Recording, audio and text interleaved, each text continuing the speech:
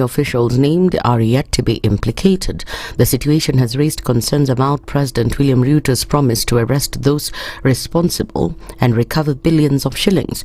Yesterday, Cabinet Secretary Aden Duale submitted over 1,000 files to the DCI, saying the investigation is now in the hands of the police. Over 1,300 hospitals have been closed on allegations that they are demanding fraudulent payments from patients and fake statistics. These fraudulent practices include the upcoding, where billing for more expensive procedures are being claimed than what was actually performed by healthcare providers. Number 2, falsification of records.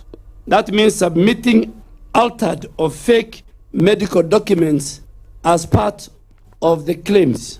Number 3, conversion of outpatient to inpatient. This has been very, very chronic. Illegally billing for inpatient admissions for what was simply outpatient visits. However, opposition MPs led by Nairobi Senator Edwin Sifuna and his Kakamega counterpart Boni Halwale have reiterated that they'll still move a motion to remove Duale from office over allegations of involvement in rampant corruption at SHA. The leaders say Duale is using politics to deflect blame despite his failure as a leader. Bomet Governor Hilary Barchok and former Bungoma Governor Wycliffe Wangamati, alongside 11 other suspects, spent last night in police custody and are set to be arraigned in court today to face corruption-related charges. The arrests followed a 9-hour operation led by the Ethics and Anti-Corruption Commission, which began at Integrity Centre and concluded at the Kilimani police station. Speaking briefly before being booked into custody, Wangamati dismissed the case as political, even as his lawyers, led by Peter Wanyama, complained about the decision to detain him without any explanation, claiming that the EACC had delayed bringing him to court so as to ensure that he remains in custody. The information that we have is that they want to take him to Kamukunji, and you all know Kamukunji is the dirtiest police station in Nairobi. We are pushing back so that they treat the governor with dignity that he deserves. And what they did is that they took his fingerprints, and then they recorded what we call a statement under caution, which is done in 2 minutes. And then they kept the governor on the seat where we have been. So if you go inside there, we've just been walking around. We've been asking. So there is no grilling which is going on. No grilling at all. They've just kept the governor at the former governor at the seat there. Nothing. Right now he's there wondering what to do. Yeah? So there is no grilling which is going on. So we suspect they may have arrested him, but they are not telling us. We suspect they want to take him to court tomorrow, but they are not telling us. Wanyama insisted that Wangamati is innocent and that the EACC has no evidence to support the allegations against him, and that the allegations are actually politically motivated. We have looked at the charges against the former governor. The charges are one of the most flimsy charges that I've ever seen as a lawyer. They have no evidence whatsoever against the governor, but instead they arrested him because of a senior politician from Bungoma who wants to clear Wangamati from the path for governor's race in 2027. That is why these charges are the most weakest charges I've ever seen as a lawyer. But nonetheless, Wangamati is a law-abiding citizen. He will follow the due process. That's the news wire. I'm Lea Ubaga.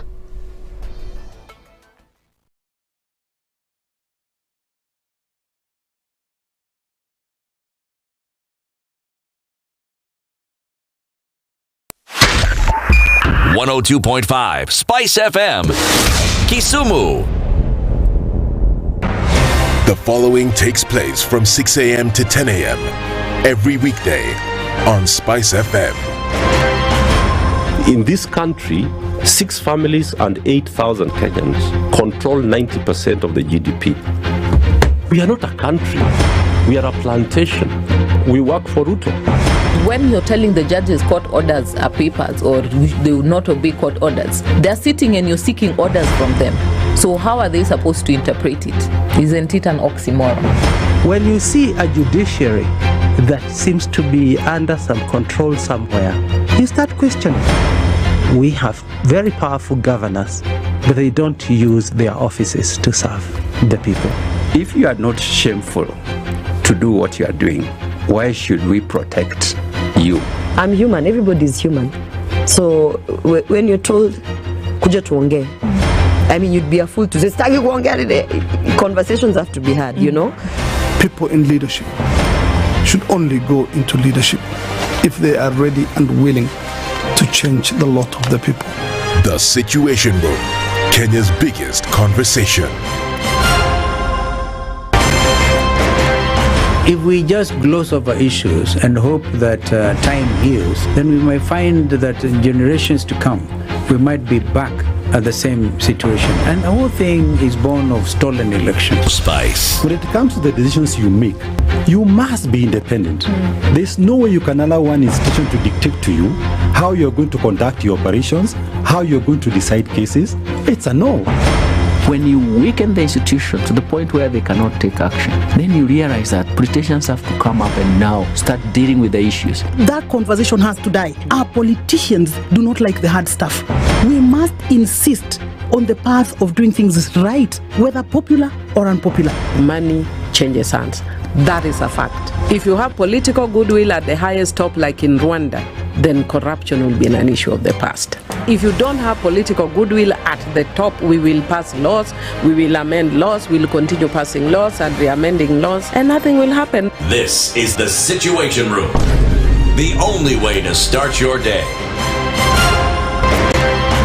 Good morning, and I love your show. Thank you. Having come from a Kikuyu radio background, I migrated to Spice because of the content.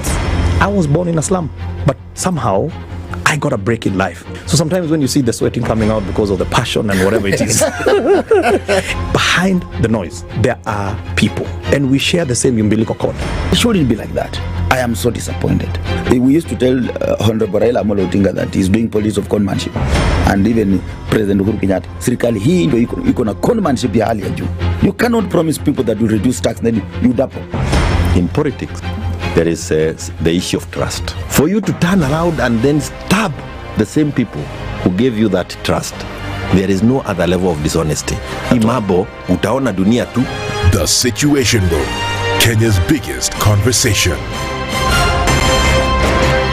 One of the things that are ailing our country is negative ethnicity. You find you as a state officer, instead of thinking as a Kenyan, you think like a tribal person. Let me tell you something.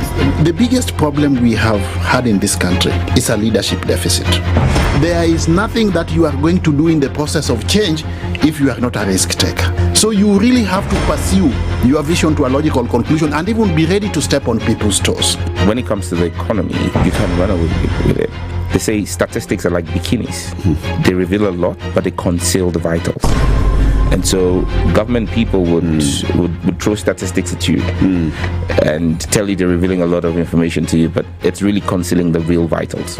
We need to get out of that, because when we want to grow our democracy, one basic thing that really requires to be understood by the political class, by all of us, is institutions are critical. This is the Situation Room, the only way to start your day. If we just gloss over issues and hope that time heals, then we might find that in generations to come, we might be back at the same situation. And the whole thing is born of stolen elections. Spice. When it comes to the decisions you make, you must be independent. There's no way you can allow one institution to dictate to you how you're going to conduct your operations, how you're going to decide cases. It's a no. When you weaken the institution to the point where they cannot take action, then you realize that politicians have to come up and now start dealing with the issues. That conversation has to die. Our politicians do not like the hard stuff. We must insist on the path of doing things right, whether popular or unpopular. Money changes hands. That is a fact. If you have political goodwill at the highest top, like in Rwanda, then corruption will be an issue of the past. If you don't have political goodwill at the top, we will pass laws, we will amend laws, we will continue passing laws and re-amending laws, and nothing will happen. This is the Situation Room, the only way to start your day. In this country, 6 families and 8,000 Kenyans control 90% of the GDP. We are not a country. We are a plantation. We work for Ruth. when you're telling the judges court orders are papers or they will not obey court orders, they're sitting and you're seeking orders from them. So how are they supposed to interpret it? Isn't it an oxymoron? When you see a judiciary that seems to be under some control somewhere, you start questioning. We have very powerful governors, but they don't use their offices to serve the people. If you are not shameful to do what you are doing, why should we protect you? I'm human, everybody's human. So when you're told, kuja tuongee, I mean, you'd be a fool to say, "Sitaki kuongea today." Conversations have to be had, you know?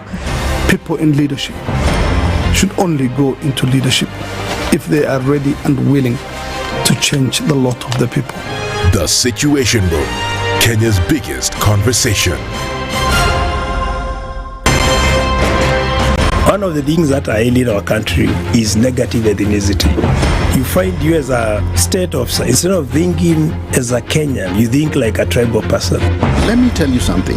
The biggest problem we have had in this country is a leadership deficit.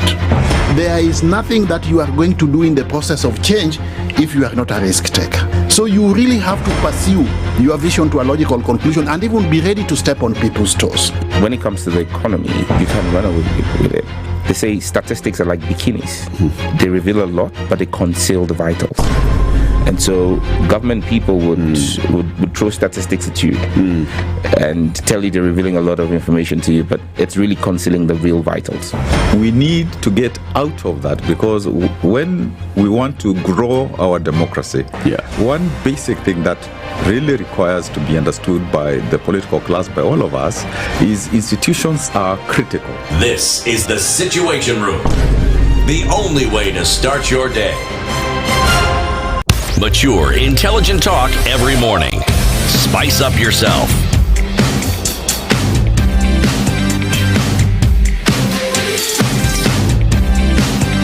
Mornings done right.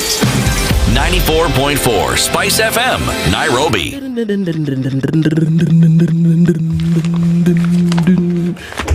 Good morning. Good morning. Very good. I'm not alone. How are you this morning? Salam sana Kaji. It's Tuesday. We're ready for Tuesday. Ready for Tuesday. Ready for Tuesday. Yes. Hey. Good morning, Mr. Okari. Good morning to you. How are you? Why are you low? Or am I low? Or is it me who's high? As in high, no, above, this seat not is high. refusing to go up. I don't know. Oh, no, it is. You see, very good. Yesterday it was a different seat. Wewe unasingizia kiti ya wenyewe. Ni uzito. Mzito na kucheki. Ni uzito.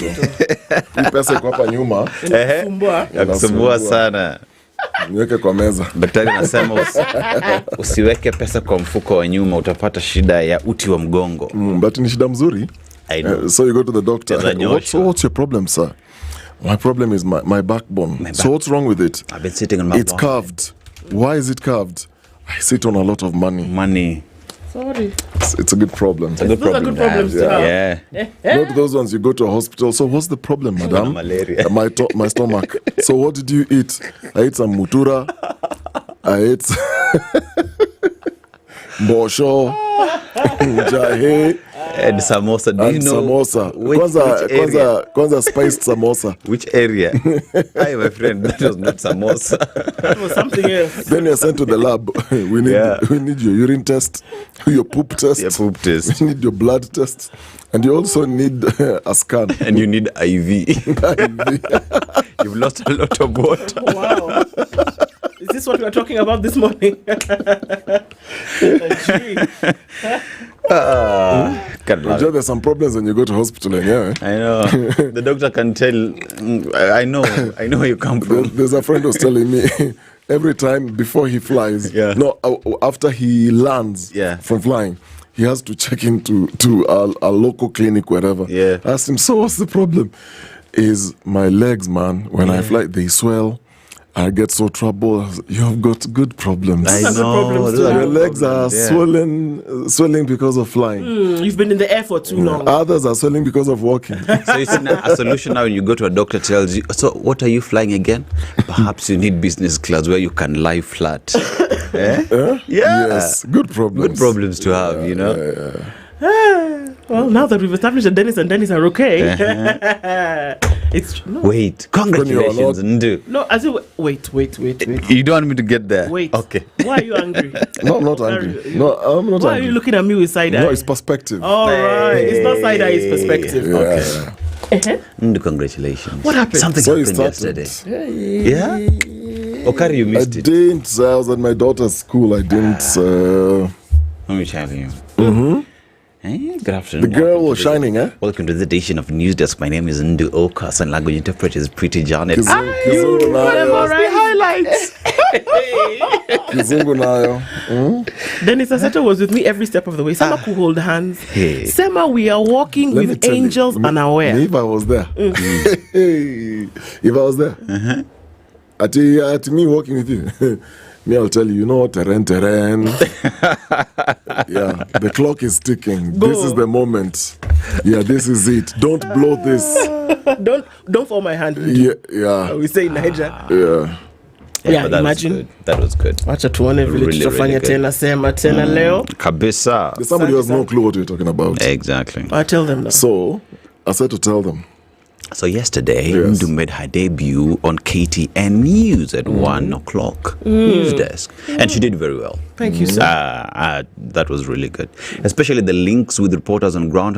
Chefs. There were even links. Yo, baby with links. Hey, my God. Is it baby with links? Hey, sawa. Well, thank you very much, and it was also great to be led by one Dennis Aseto. Asante Thana. Then you do it again. You do it again today at 1. Yeah. Well, thank you very much. And see, now this is where I become shy. Good morning, everybody. 17 minutes after 6 o'clock. Good morning and welcome to the Situation Room. Evie is in blue, but she's not blue. Get it? Get it? She's all smiles and chirpiness, bright-eyed and bushy-tailed. Let's get into it this morning. Good morning, everybody. And Ruth is on the other side, making sure that you see what we do here and pushing things along. The live streams are up on YouTube, Facebook, and on X. And our audience on KTN. Good morning, everybody, and welcome to the Situation Room, Kenya's biggest conversation this Tuesday, the 2nd of September, and we are getting into it proper. Evie is passing. Ooh, I wish a camera can just do like that so you can see what Evie looks like. Problem is you can't control it. That's the problem, and I know she does it on purpose. She goes, she sets it, then she comes running in here. I think we don't know you. We have seen you. We know. All right, so a couple of things that we'll be talking about today. Let me let you into what those are going to be. Sawa. Lynn Mengich is the former chair. Is it not chair? It is actually chair. She is the former chair of the SRC, which is the Salaries and Remuneration Commission. I'm going to say this because we tried to get in touch with the current sitting members of the SRC, and that was not possible, I guess, for certain reasons. But Lynn Mengich, when she was chair, she was here to tell us a number of things. And now what we want to do is understand the psyche behind some of these current suggestions for remuneration for state officers even after their retirement. Yes. 300 billion shillings as the SRC. Ordinarily, where do you think that money would come from, right? So we'll have a conversation with her. She's understood the workings of the commission, so perhaps she can tell us and help us to understand this a little bit more. So she joins us at 7 o'clock. And then we're going to go into a conversation with the Member of Parliament for Wajir South, Mohammed Ado.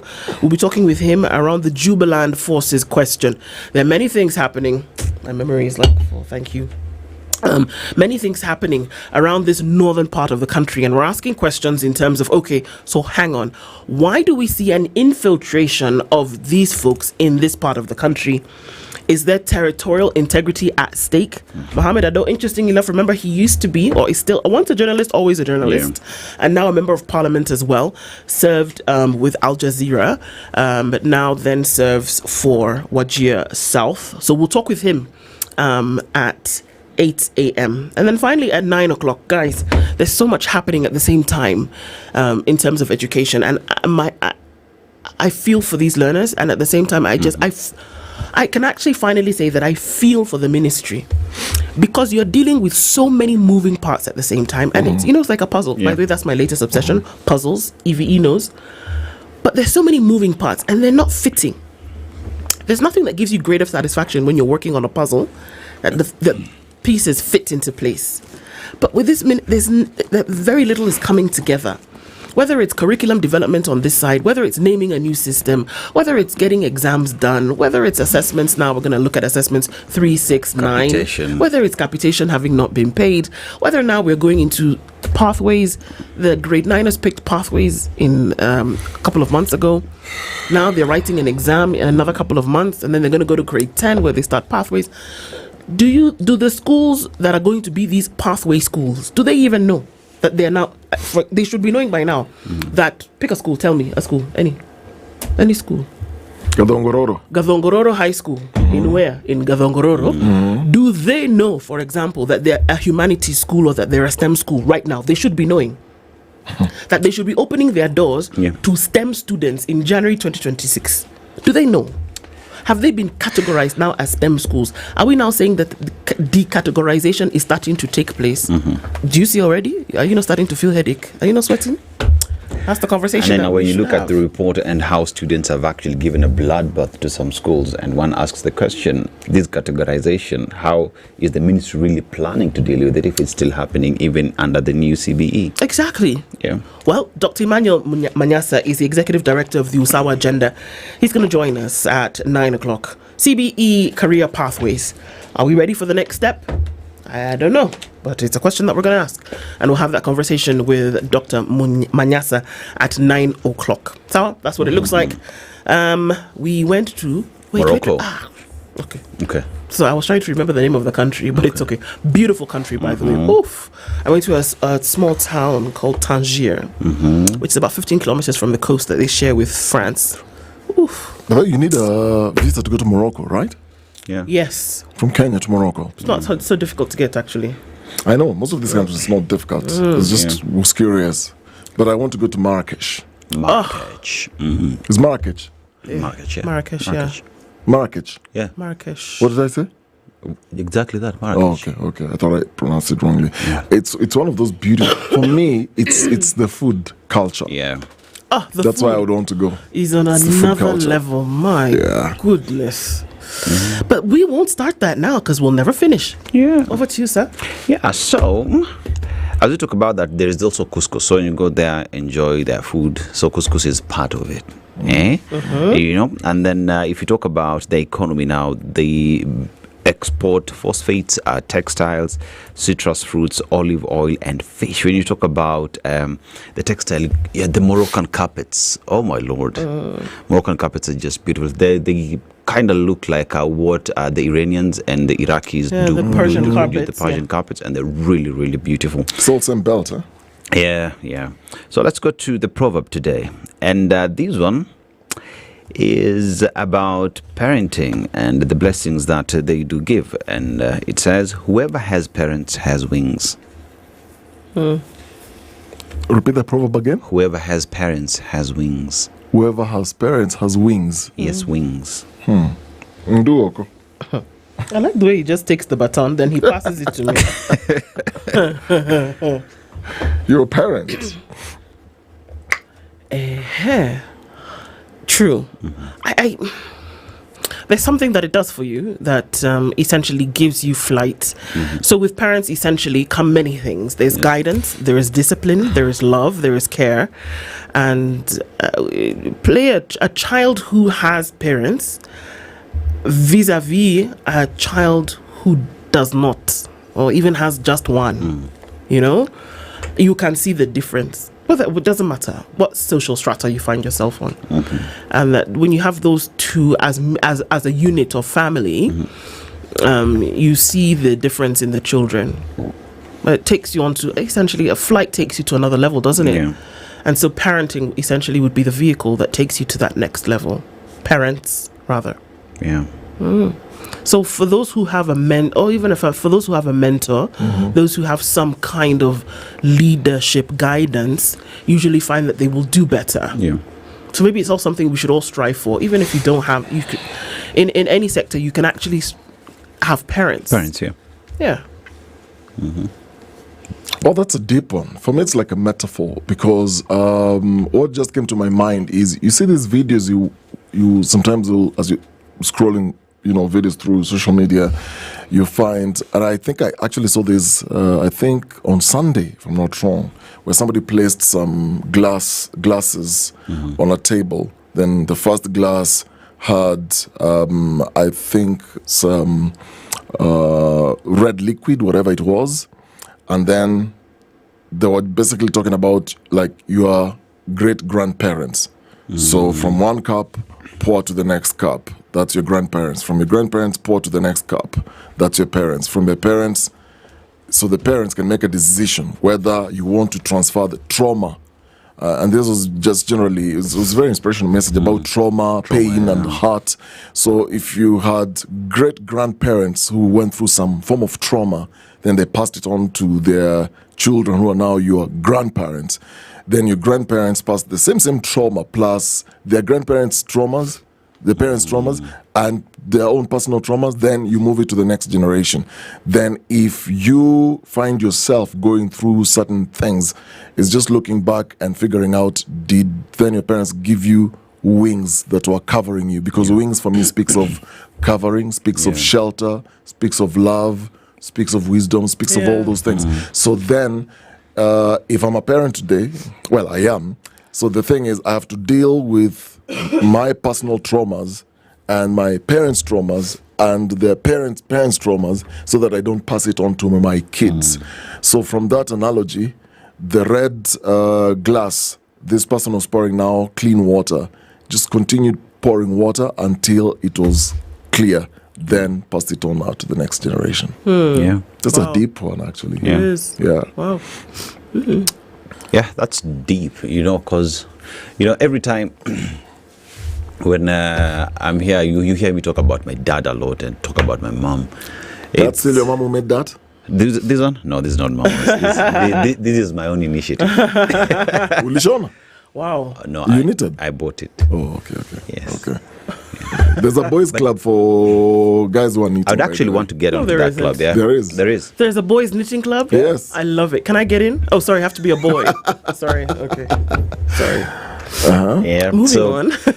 Like every other time when you just look at it, and what old man always tells me is, you see, during my time growing up, there was never a vehicle at home, so I had to make sure that I bring this back home, because my parents enabled me to do that. So as I pass the baton to you, I give you the blessings, the love, and I uplift you to get to places I personally never got an opportunity to be in. I remember my first job, that was 1FM. And the first day I stepped there, my dad actually traveled from Eldoret to just usher me into that space. And for me, I think that stuck with me, That's amazing. That's interesting. So, I think your dad and my dad share some similarities. You see, the bromance is from somewhere. Come on. You're denying things that are just, we all can see. Yeah, Evie saw it a long time I've lost ago. my train of thought. What was I saying? Your dad and his dad also would do the same. Your dad also. When I did my first KTN news, it's my dad actually who bought me that suit. That's now. From Tuskies. Yeah. The suit that was going for 4,000. 999. Yes. It was shining. Kama mabati. It was like an iron sheet. Yeah. Then I went on screen with it. And you Then I was called. Excuse me. Now Dennis. There's a standard. Yeah. Upper standard. Standard. One is the choice of colors. That shininess is not for TV. And the size. And secondly, the size. Yeah. You need fitting. It's the first time I had anything called fitting suits. Me, I never knew. Yeah. I was coming from Mombasa. It's t-shirts and jeans. Yeah. So I had to go now. The fitting suits were more expensive. So I was taken to a place where a suit was 35,000. Come on. Yeah. I said, what? 35,000 is someone's salary. Yeah. That's a suit. That's a tie is 4,000. A shirt is, I think it was 5,000. Yeah. Like Juchini. Like if you were to empty me like this, whatever I was wearing, someone's read for 3 months. Was almost 100,000 actually. Yeah. Just clothes alone. Hey, Chukwaju. But the inspiration, like you're saying, when you have your father or your mother as your biggest fan or your number one fan, it makes a whole difference. Look at, I'm just remembering Lewis Hamilton. He's the father who pushed, he was the only black man, black boy in the whole karting championship, whatever. And the father kept pushing him. He didn't have any sponsors or anything. Right now, Lewis is one of the biggest Formula One Arguably the biggest. Legends. Yeah. You know, because of the fathers. So fathers, well, and mothers. Parents generally play a very, essentially very big give you role. wings. Yeah. Fantastic proverb. Yeah. Absolutely. I mean, I think we all have, examples And of your how mother praying for you and pushing you to be better. Every day. It's not even funny. Sometimes I know I just pass through something and I say, hey, Mrs. Okoh was on her knees. I just know. I just know. So they give you wings. Indeed, that's a great proverb. It'll be interesting to see how we go through those this morning. Let's say good morning to you as we get into it, folks who are tuning in already. And no surprise, Don Sabo is asking questions. Ndu, yes. Ask Okari. Now that FIFA President Gianni Infantino and CAF President Patrice Motsepe are here in Kenya, can we bid for the World Cup? Actually, that's an interesting question. I was having this conversation with someone about the possibility of moving this to the next level, not just at the playing level for Harambee Stars, but I think Kenyan fans are just great fans. I saw pictures and videos from the streets in the CBD when Kenya was playing Madagascar. I mean, the town was flooded. I mean, people love cheering their own team. But when it comes to the question, when we're discussing, interestingly, the guy was telling me, even the facilities we have currently are not at the level of playing a World Cup. That's Kasarani and Nyayo Stadium. It's true. You need almost 10 world-class stadiums, proper infrastructure to even say you want to host a World Cup. Sisi tuko na ngapi? Maybe Tatu sai. Talanta is coming up. But still, it's not enough. The infrastructure around Nyayo Stadium cannot host a World Cup. Unfortunately. Kasarani, I'm not so sure because... Kasarani would get there, but I mean, it would need... What's the capacity of Kasarani? 60. I think 60K. I think to host a World Cup final, you need a big stadium like 80 to 100,000. That's like minimum. That's why South Africa had to build, for upgrade. Qatar had to upgrade the existing stadium. So it takes a lot of budget money. Well, so there's your answer, Don Sabwa. Maybe that conversation can be had, but not there yet. But we can. If we stop losing 2 billion bob a day. Yeah. This is true. But, there's that small detail.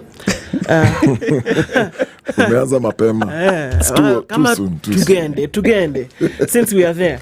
Peter, so good morning, Don Sabwa. He has greeted us. Good morning from Mombasa, says Peter Kiarie, tuned in this morning. Close some doors today. Indeed, not because of pride, incapacity, or arrogance, but simply because they lead you somewhere. Indeed. All right. Also saying a very good morning is Robert Bogo, tuned in from Mombasa. Tupo says R. Indeed. Jimmy Gakeo is tuned in this morning, and Kenya One says, great show as always, but for God's sake, how long? What are we God seeking about now? You want us to change the intros? Aya, Ivia Meskia. Kins and friends, good morning, Spice FM. Spice Mpo, Mupo, Tuko. Tupo. Oh, God. All right. Agola says, good morning. Bonjour à tous. Bonjour toi. Baga Joseph says, good morning. Team Sifuna and Babu. Hello. Who are those? Kenya One, we hear you. Don't worry. Hello, Princess Ndu says, Leo, good morning to you. And he says, good morning, Dennis and Aseto. That proposed impeachment bill for Ruto, even if it won't go anywhere, we'll be very interested to see who brings in the support. Okay. Eric Awar says, good morning, guys. Jimmy Munuthi is tuned in this morning. A blessed day ahead. Edgar Mwangi says, good morning, everybody. Mashari Njeri is tuned in this morning and says, good morning from Portland in Oregon. What is this government? We are in this government, we will eat anything. Who said that? Patrick Mutinda says, good morning. Hello at everyone. Good morning, everybody. Good morning. Curry Sammy says, good morning, Spice FM team. Good morning to you. George Okoh is greeting everybody. Change Edna to Eve. Tower. Why talk about corruption and not do anything about it? Let your work speak for you. Yes. Thank you very much. Gutu Ogemba says, already tuned in. Good morning. Jennifer Atenya is tuned in this morning and says, please get us someone who will talk about the sanctity of our Kenyan borders. We're going to look at that this afternoon. Morning. Good morning. Thanks. At 9 o'clock. Rather at 8 o'clock, the Member of Parliament for Wajir South will be with us. So Brian Mutego says, good morning. I love your show. Happy new month indeed. Thank you so much. General Isa Mathenge is here this morning. JB Mutua says, somebody explain to us why things why we do things like we have no exposure to technology. It's a good question. And I know exactly what you're talking about. We'll talk about that in just a bit. Duke says, good morning. Pan-African Kenyan is also here. Good morning, fam, says Kings and Queens. Kennedy Ongwai, good morning. Always tuned in. Chini Amaji. So what's the opposite of Chini Amaji? Juya? Juyamaji. Juyamaji. Juyamamba.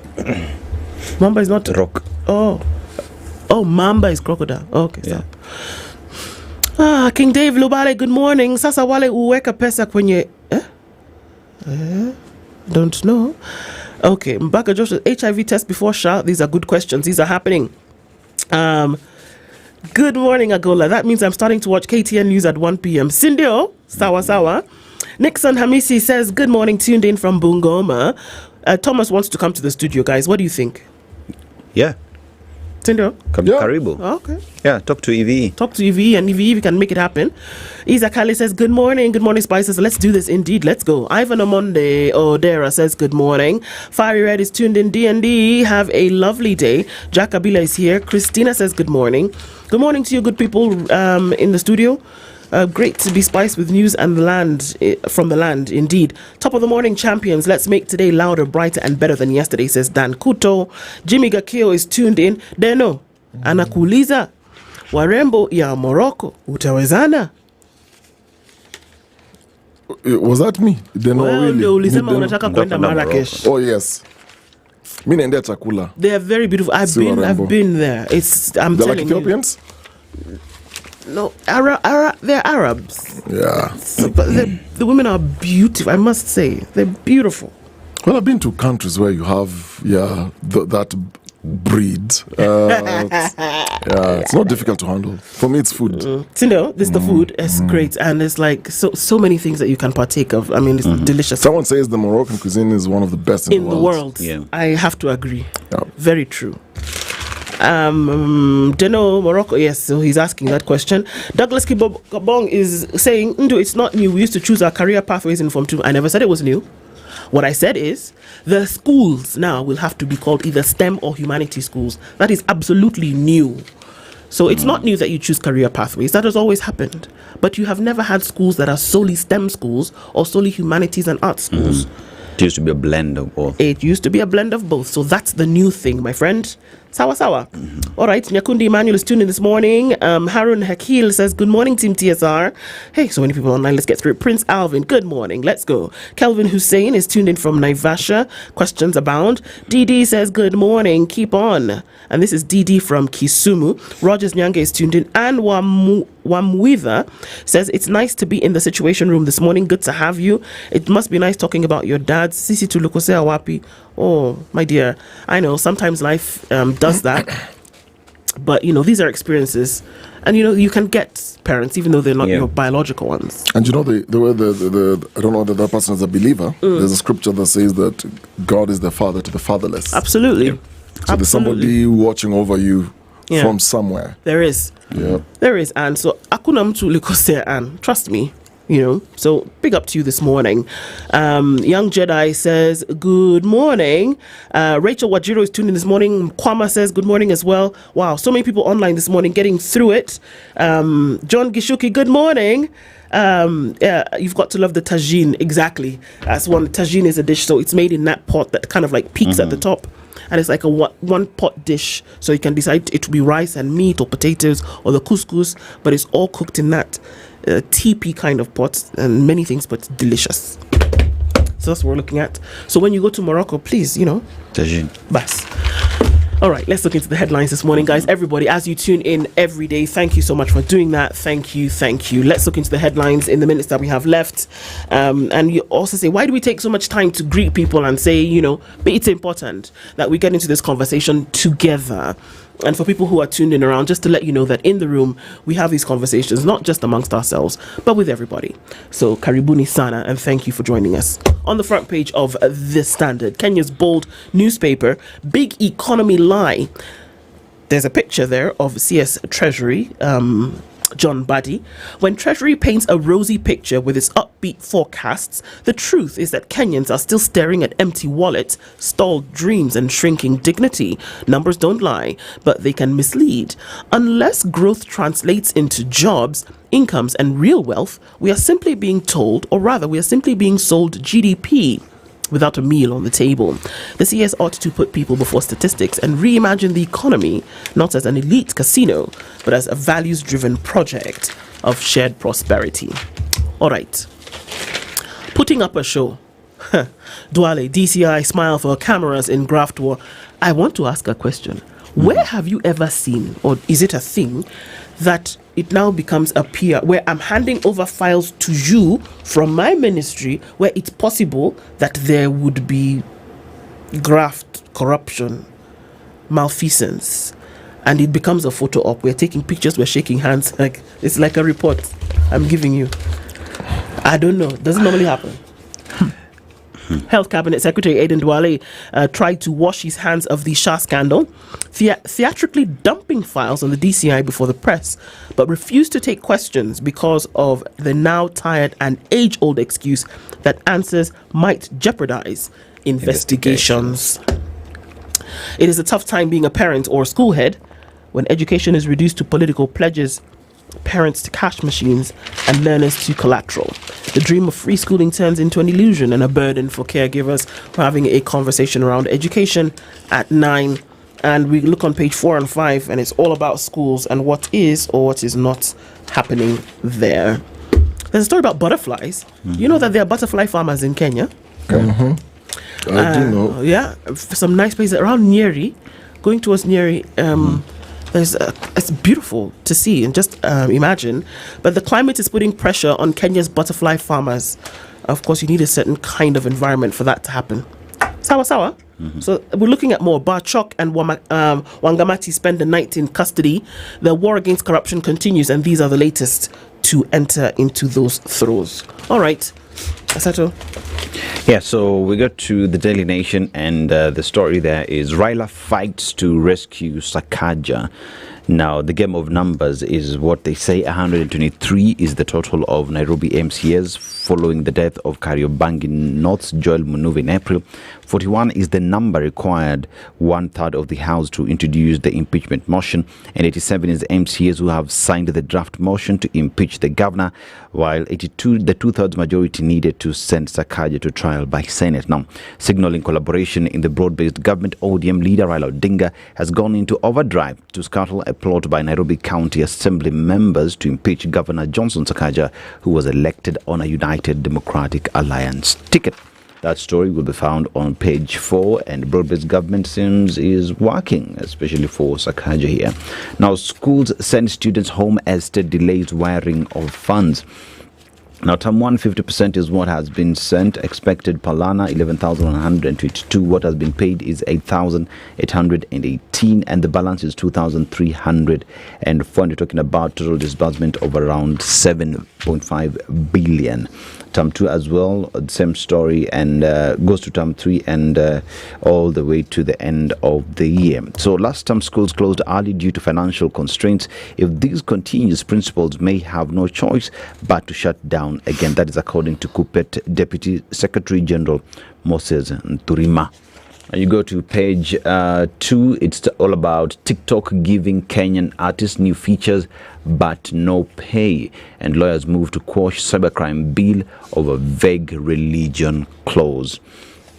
And as you go further, we have Barchok loses bid to block his arrest, as well as former Bungoma governor Wycliffe Wafula Wangamati leaves the Ethics and Anti-Corruption Commission offices yesterday, as well as Barchok making way to the EACC offices along Jakaya Kikwete Road. Now, governors yesterday defied Ruto on e-procurement deal that they've been asked to jump onto, and they say if this system is properly demonstrated to us and shown to work for the benefit of the country, that's a conversation we are willing to have. Basically, governors saying, Ikitu, we've not been involved. We cannot just go on board something that you don't know how it works. Okari. Mr. Dennis Okari. Sorry. Oh, sorry. Read. Sorry? I read what? Read. No, I was just looking at. I can't believe these things still happen today. I was looking at some classifieds here. You want hookups for millionaire sponsors? Why? It's actually in the paper? Yes. It's in the paper. Does it say Sorry, that? that's a hookups for millionaire sponsors. Oi. This wealthy sugar daddy is looking for a good girl. Then Habibis. Then Wazungus looking for Kenyan ladies for marriage, for sponsors. Scam. Oh my God. Scam. These things are real.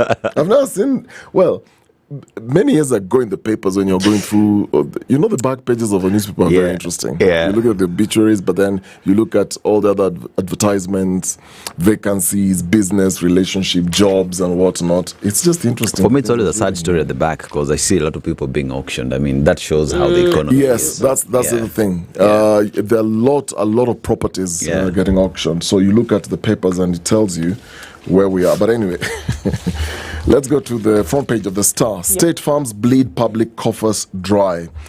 It's a story that has been developing, I think, for the last couple of days. Most are insolvent after piling up massive losses. So there is a list there of parastatals in the red, which in bracket means deficit. And top among them is KBC.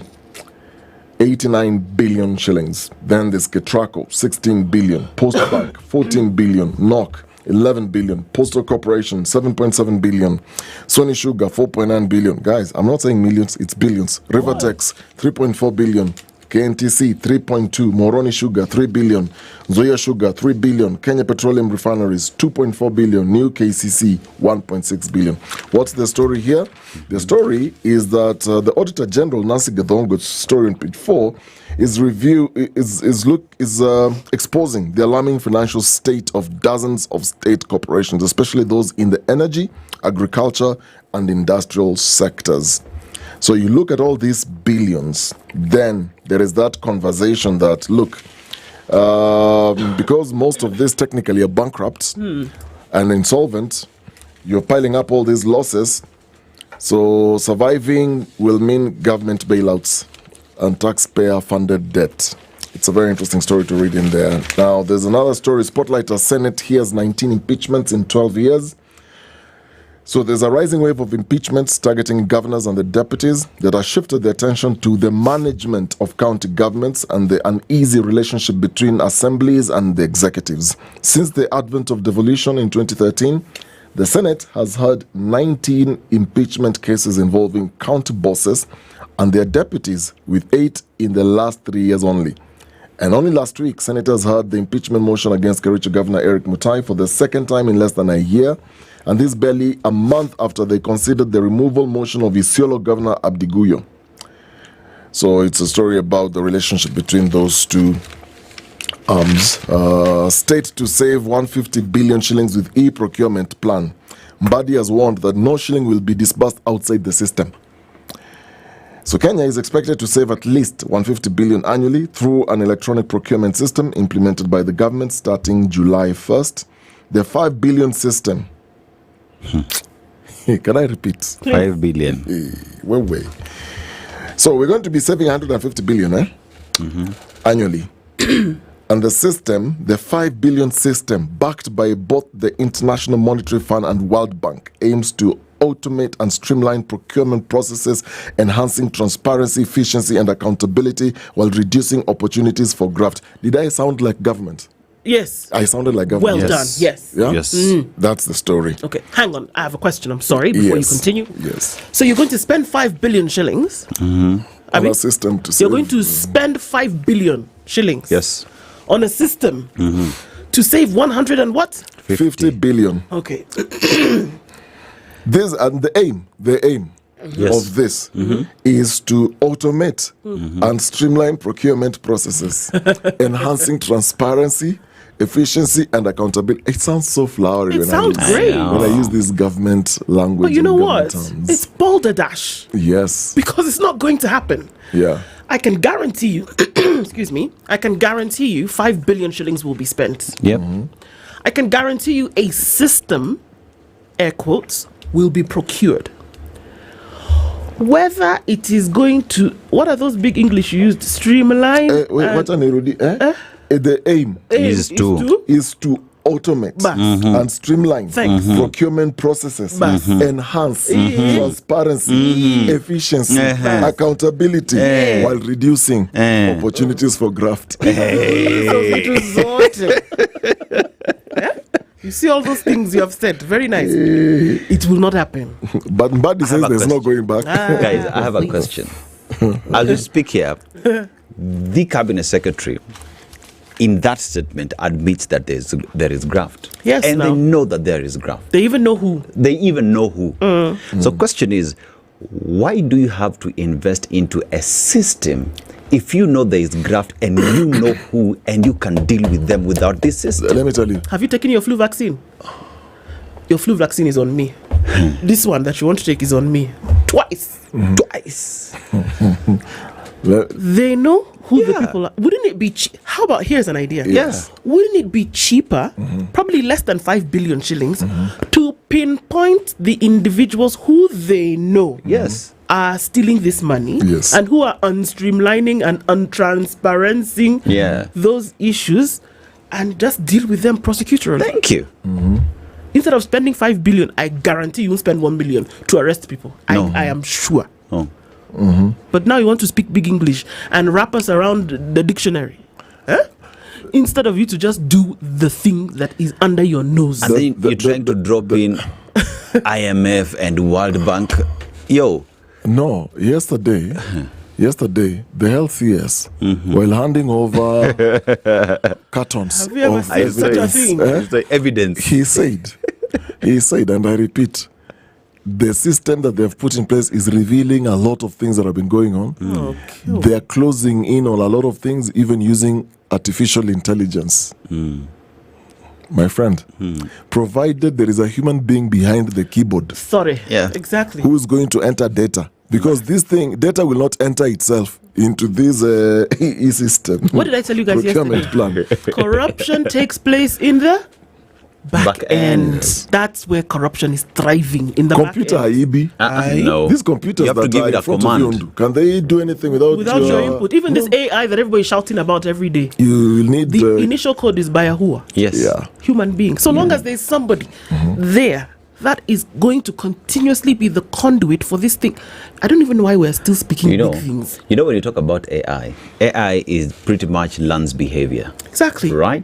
So that means if today you have trained it to think in a certain way, I can as well decide to train it to think the other way.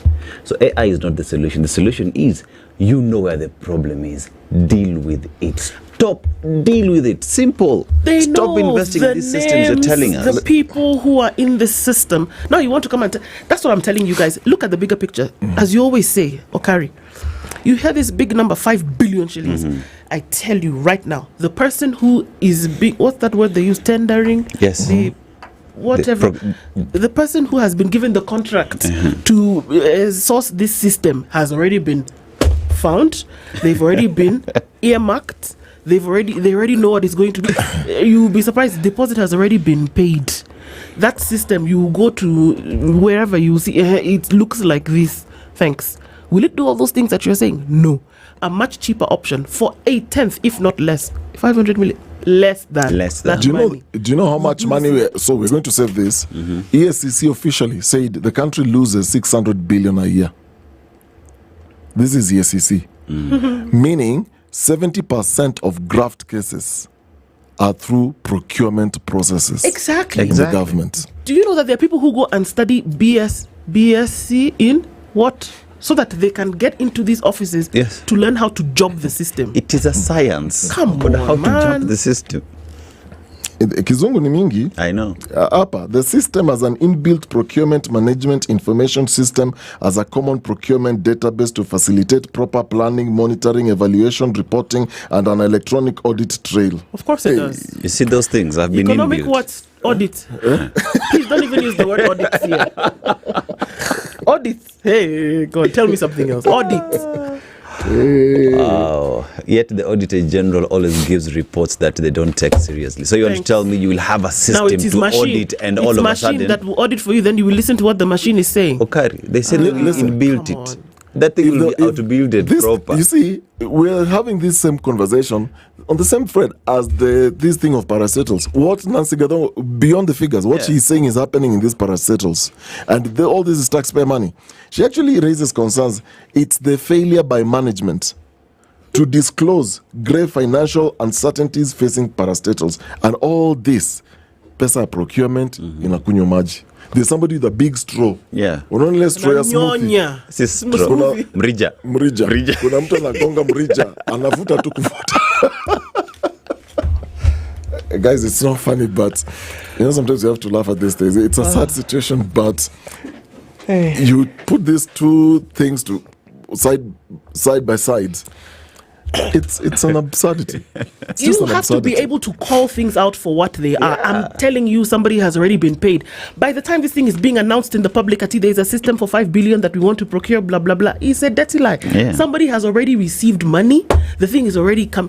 Tell me if in the next 2 years you'll start seeing this automated, transparent audit story, trail enrollment, transparency, accountability, evaluation, and streamlining monitoring. This country, let me tell you, this country, what it needs, it's not new systems. No, it needs a proper accountability structure. Come on. Don't even parade yourself, say we are going to arrest. Let us see some serious heads rolling before we even have a conversation about it. How many systems do we have? Do you know we're even losing track? Because all these systems, if you ask somebody, a Gen Z, somebody, a tech guy sitting somewhere, just come up with a software that is going to ensure that there are no leakages. It will not cost even 200,000. Yeah. It will not cost 200,000.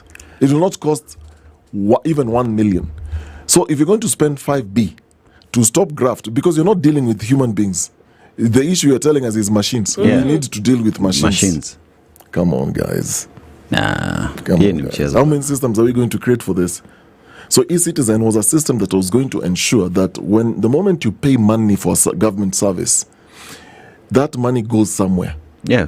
You and I don't have an idea how the back end looks like. So if money is disappearing from eCitizen platform, it is human beings who are making the money disappear. So even this e-procurement system you're coming up with, provided it's a human being behind the keyboard in the procurement department who's going to key in data.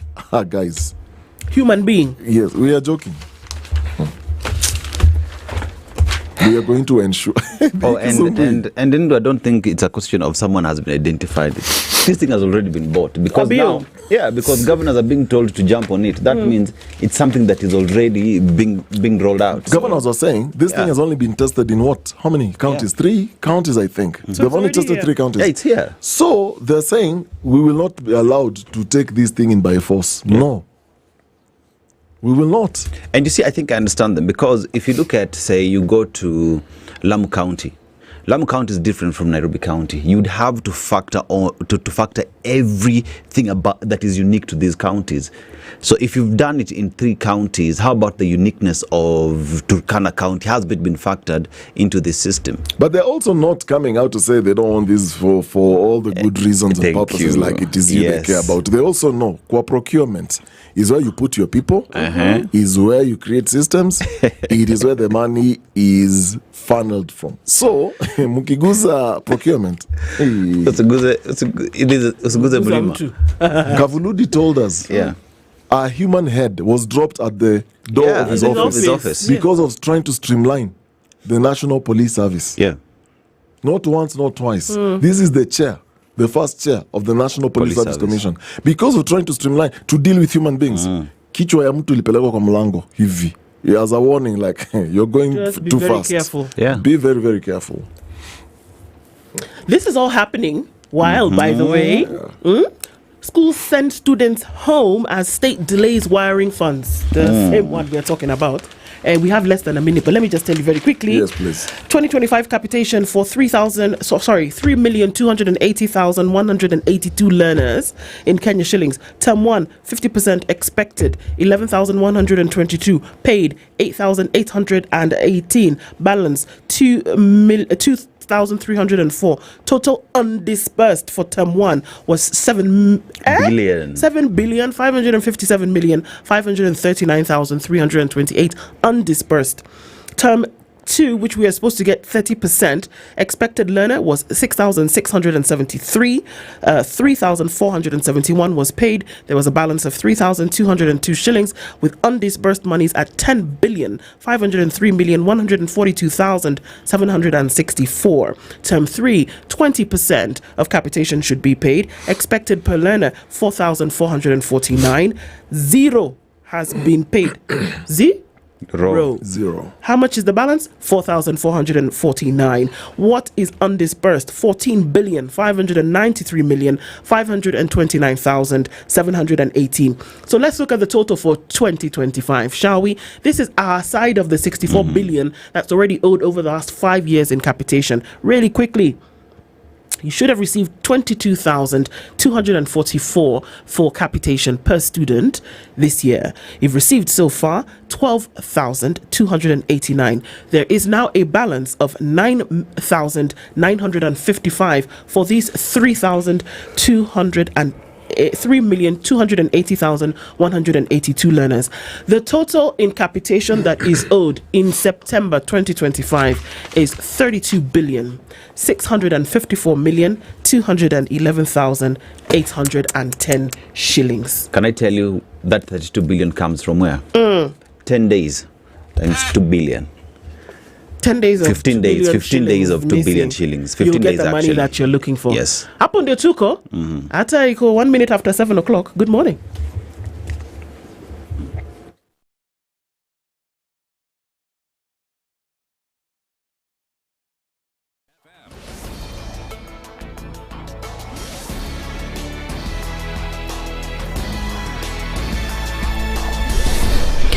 Good morning. This is the News Wire. I'm Lao Obaga. Tension is high at the Nairobi County Assembly as MCAs prepare to table an impeachment motion against Governor Johnson Sakaja today.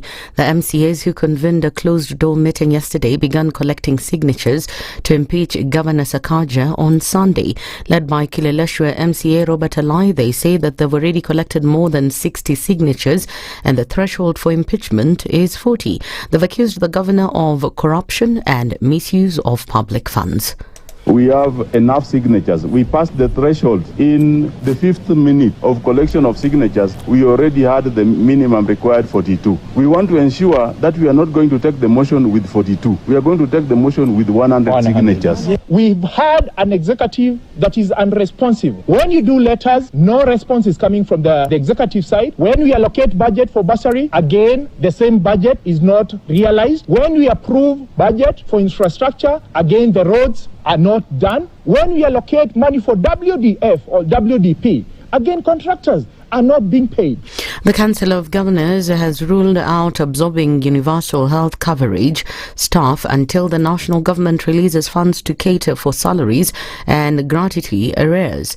COG Chairman Ahmed Abdullahi accused the Ministry of Health of misleading the public by portraying counties as stumbling blocks to the process. The governors are demanding 7.7 billion Kenya shillings to cover salaries in line with SRC approved skills and 9.4 billion to clear gratuity arrears for staff on contract. They also want the ongoing verification of UHC staff completed and validated before the handover. The ministry has forgotten that health is devolved, and they've decided to run the health docket through roadside declarations and PR stunts. We first want to know where that money has been going.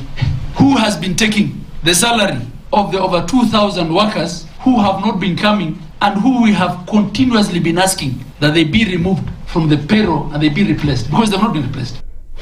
And the Boda riders last evening set ablaze a matatu belonging to Super Metro Sacco for allegedly knocking down a rider. The incident happened on Thika Superhighway near Juja town. The matatu allegedly hit and killed a rider, sparking a fiery standoff that led to traffic disruption along the busy highway. The vehicle was destroyed beyond repair and police are investigating the incident. The police also said the bus was racing to the city centre when it was involved in an accident. It allegedly knocked and killed a rider. The driver stopped and the passengers disembarked as other riders gathered at the scene. Nakuru County Commissioner Loyford Kibara has held a meeting with two communities in the Tipis and Mwisho Alami areas on the border of Narok and Nakuru counties to seek a solution. Now, Kibara has led two meetings in the Mau Narok area to discuss ways to restore security, especially after some residents were forced to evacuate their homes. Commissioner Kibara has confirmed the death of one person while 14 people were seriously injured and many others were forced to evacuate their homes.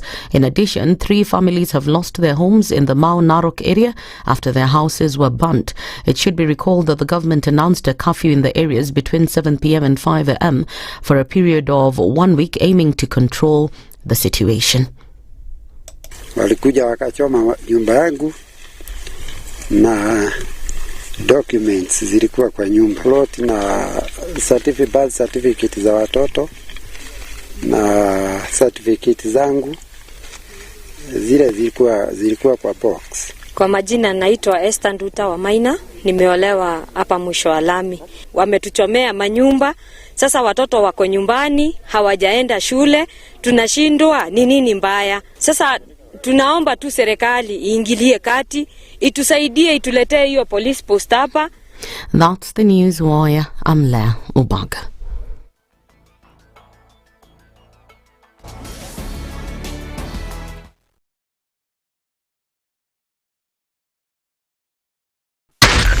SpiceFM, Nakuru. Good morning, and I love your show. Thank you. Having come from a Kikuyu radio background, I migrated to Spice because of the content. I was born in a slum, but somehow I got a break in life. So sometimes when you see the sweating coming out because of the passion and whatever it is, behind the noise, there are people, and we share the same umbilical cord.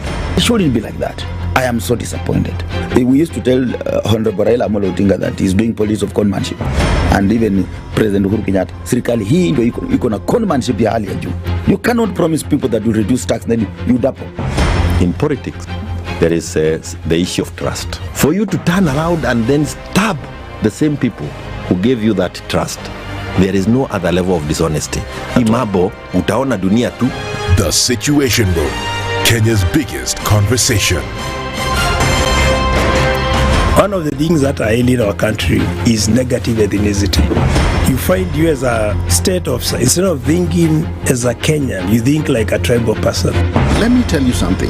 The biggest problem we have had in this country is a leadership deficit. There is nothing that you are going to do in the process of change if you are not a risk taker. So you really have to pursue your vision to a logical conclusion and even be ready to step on people's toes. When it comes to the economy, you can run away with it. They say statistics are like bikinis. They reveal a lot, but they conceal the vitals. And so government people would throw statistics at you and tell you they're revealing a lot of information to you, but it's really concealing the real vitals. We need to get out of that, because when we want to grow our democracy, one basic thing that really requires to be understood by the political class, by all of us, is institutions are critical. This is the Situation Room, the only way to start your day. Mature, intelligent talk every morning. Spice up yourself.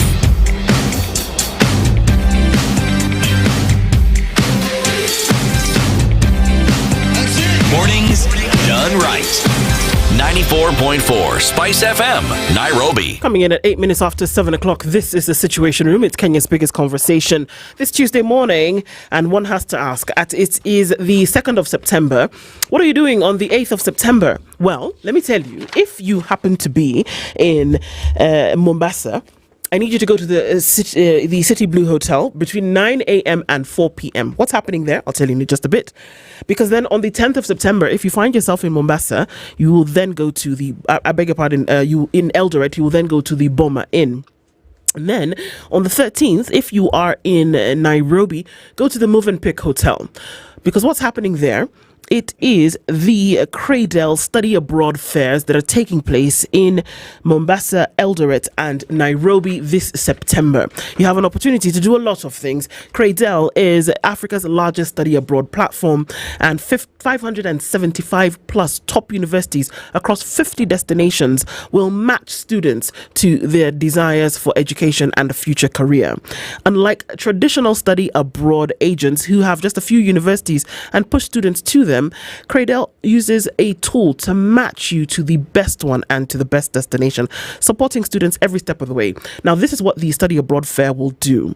They're an opportunity for students to explore universities together with their parents in person across the world. Representatives from top universities will unpack what makes their study destinations the right ones for you. There will be a battle of the study destinations. Students and parents get a face-to-face interaction with university representatives. You will get tailored guidance in career paths, visas and accommodation support, and you can make on-the-spot applications. You can do all of this between 9 and 4, whether you'll be in Mombasa, Eldoret or Nairobi on the 8th, 10th and the 13th. You need to register though so you can get an invite. It's free to attend, but we need to invite you anyway. Get on to www.cradle.com or call 0799 000 444. That's what we need you to do. Get into it, and then Aseto will tell us what to do with our wealth. Well, let's talk about our wealth today. And when we talk about the best time for you to create your wealth, we have agreed on the show that the best time to do that is now. Now, Standard Chartered Priority Banking will help you plan deliberately with personalized advice that meets your lifestyle today and your aspirations for tomorrow. Now, whether you're building a portfolio or just securing your legacy, Standard Chartered Priority Banking offers more than just expertise. They offer trust, consistency, and a true partnership, because wealth isn't just about money, it's about the people and values behind it. Start your journey with a trusted partner today, and that partner is Standard Chartered Priority Banking by emailing wealth.ke@sc.com. Again, wealth.ke@sc.com. Standard Chartered Priority Banking, your time for wealth is now. Absolutely.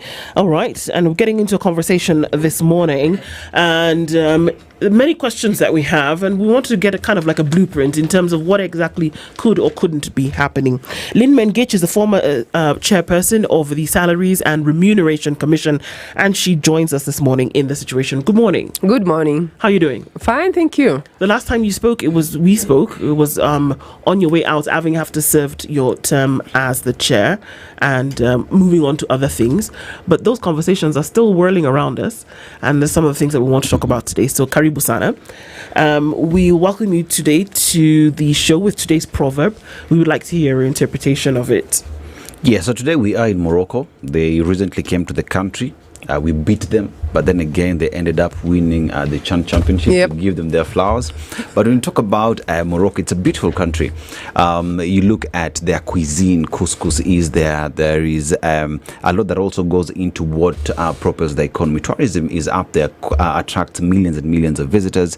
But then again, there is also the fact that they export a lot of phosphate that is used in fertilizer. So even here, Kenya, we consume phosphate that comes from Morocco. But let's go to our proverb today. And this talks about parents. Whoever has parents has wings. Whoever has parents has wings. How would you interpret that? Well, no, the parents can be anyone, not necessarily your biological parents. So let's begin from there. Yeah. So we can see parent as someone who is out there looking out for you and ready to help you. So that then means that if you have such a person, not necessarily biological, but such a person in your life, then it is a win for you because they're out there looking out for you, willing to walk the way with you, helping you through your challenges, and also helping you when you do well. So that's how I would see that proverb. Yeah. Mm-hmm. Well put, aptly said. Parents is anyone who's out there looking for you and rooting out for your success. Yes, indeed. Indeed. And as we get into this conversation this morning, so certain things happen. As you sat as the chair of the SRC for the time that you did, of course, there were many conversations that were happening. One of the last big things that you did was the conference on ensuring that Kenya stayed at 35% or below when it came to remuneration or recurrent expenditure in terms of overheads, in this case now salaries and payments and emoluments. Before we get into some of these things that we're talking about, has that 35% been achieved? And are we getting closer to 35 or are we still above it? The 35% is relative to, it's actually a percentage of the wage bill to revenue. So where we are at the moment, because revenue has actually continued to grow, then we are closer to that number. So we're actually very close to that. I don't have the exact figure now, and I'm not in SRC day to day, but we are closer to that number for sure because the revenue has gone up. Revenue has gone up, so closer to 35% of the wage bill. So we should not actually be spending more than 35% of the wage of money that comes in essentially to pay for salaries and those particular overheads. Now, when we look at that, then the monies that go towards payment essentially comes from revenue that the country makes. Yes. Now, this is after the first charge, which is debt. And then now we get into payments of salaries as the second and third charges. Now, there is rarely any extra. And with what you have, just looking for, again, from your experience as SRC chair, when making the decisions to then pay certain amounts or to increase certain amounts, are those taken into consideration against the money that is available or the money that is coming in? Absolutely. That is very, very critical in deciding how much should go into the wage bill. And the wage bill is anything from basic salary to allowances to benefits. It's the total package that is spent on an employee. So, and this is not an option because it is a constitutional requirement. The Constitution is very clear that one of the mandates for SRC is to ensure sustainability, affordability and fiscal sustainability of the wage bill. So that is where the 35% comes in, which is actually in the Act. So it's not a choice, it is a constitutional requirement that you must take into that account. Can the country afford and can it sustain going forward? And the reason why it is very important is because, you have to balance what you spend on wages or the wage bill vis-a-vis what goes to development. Remember, as you rightly say, is the debt you must pay anyway. It is the first charge. So in balancing those two, you are balancing ability of government to put money in development, in delivery of services, and the wage bill. And that is why it is very important that that balance is always maintained, because if you spend more on the wage bill, more than the 35%, then automatically development will not be it's supposed to be not less than 30%. So it's got to be that balance every other time. It's development, service delivery, wage bill. So which one comes first? Right. Yeah. Okay. Does the SRC take into consideration the temperatures at the time where certain things are being done to then say, actually, you know what, an increase here would not make sense, especially when you play it against what's happening economically? Do those things come into play? Yes, absolutely. Or is it just number crunching? No, it's not numbers. You have to also look at the economy. Where are we as a country? As at that point that you're making that decision, what are the pressing needs in the country? What's the mood even of the country? So that is very important. It's not just about looking at numbers, but it's looking at reality on the ground. What are the priorities that the country ought to be looking at the moment? That's why at every given time, the Commission then has to also look at the government agenda. In this case, looking at what is the government prioritizing. So it has to be in tandem with what government has put as its agenda. Yeah. Okay. Whenever there is a new administration in place and a new session of Parliament comes in now in the 13th, we saw the trend in the 12th, in the 11th, and even in the 10th, that as soon as an administration comes into place, the push for an increment or an establishment of certain remuneration comes into place. And because they are a lawmaking body, that conversation is had and it is passed. When something like that is passed, does it come to the SRC? And then does the SRC say, okay, well, since you've passed it, we have no choice but to implement it? Or do you serve, or did you serve, or does it serve in an advisory capacity where it says, we know you passed this, but this is then what we are able to do? Which comes first? The first thing is, before any bill is passed, if it is touching on the wage bill, it is a requirement that SRC gives its input. So it doesn't come after.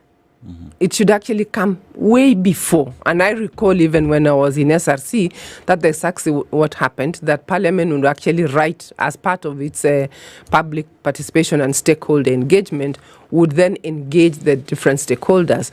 So from the onset, SRC would give its views on that, on the bill. And it's not advisory, because remember, SRC's mandate is constitutional. It's not an advice. It's actually something you must do. Must do. Yes. So it will give its you can call it advice, yes, but not in the literal sense of advice that I can take or not take. Okay. And that happens upfront, even before the bill is passed.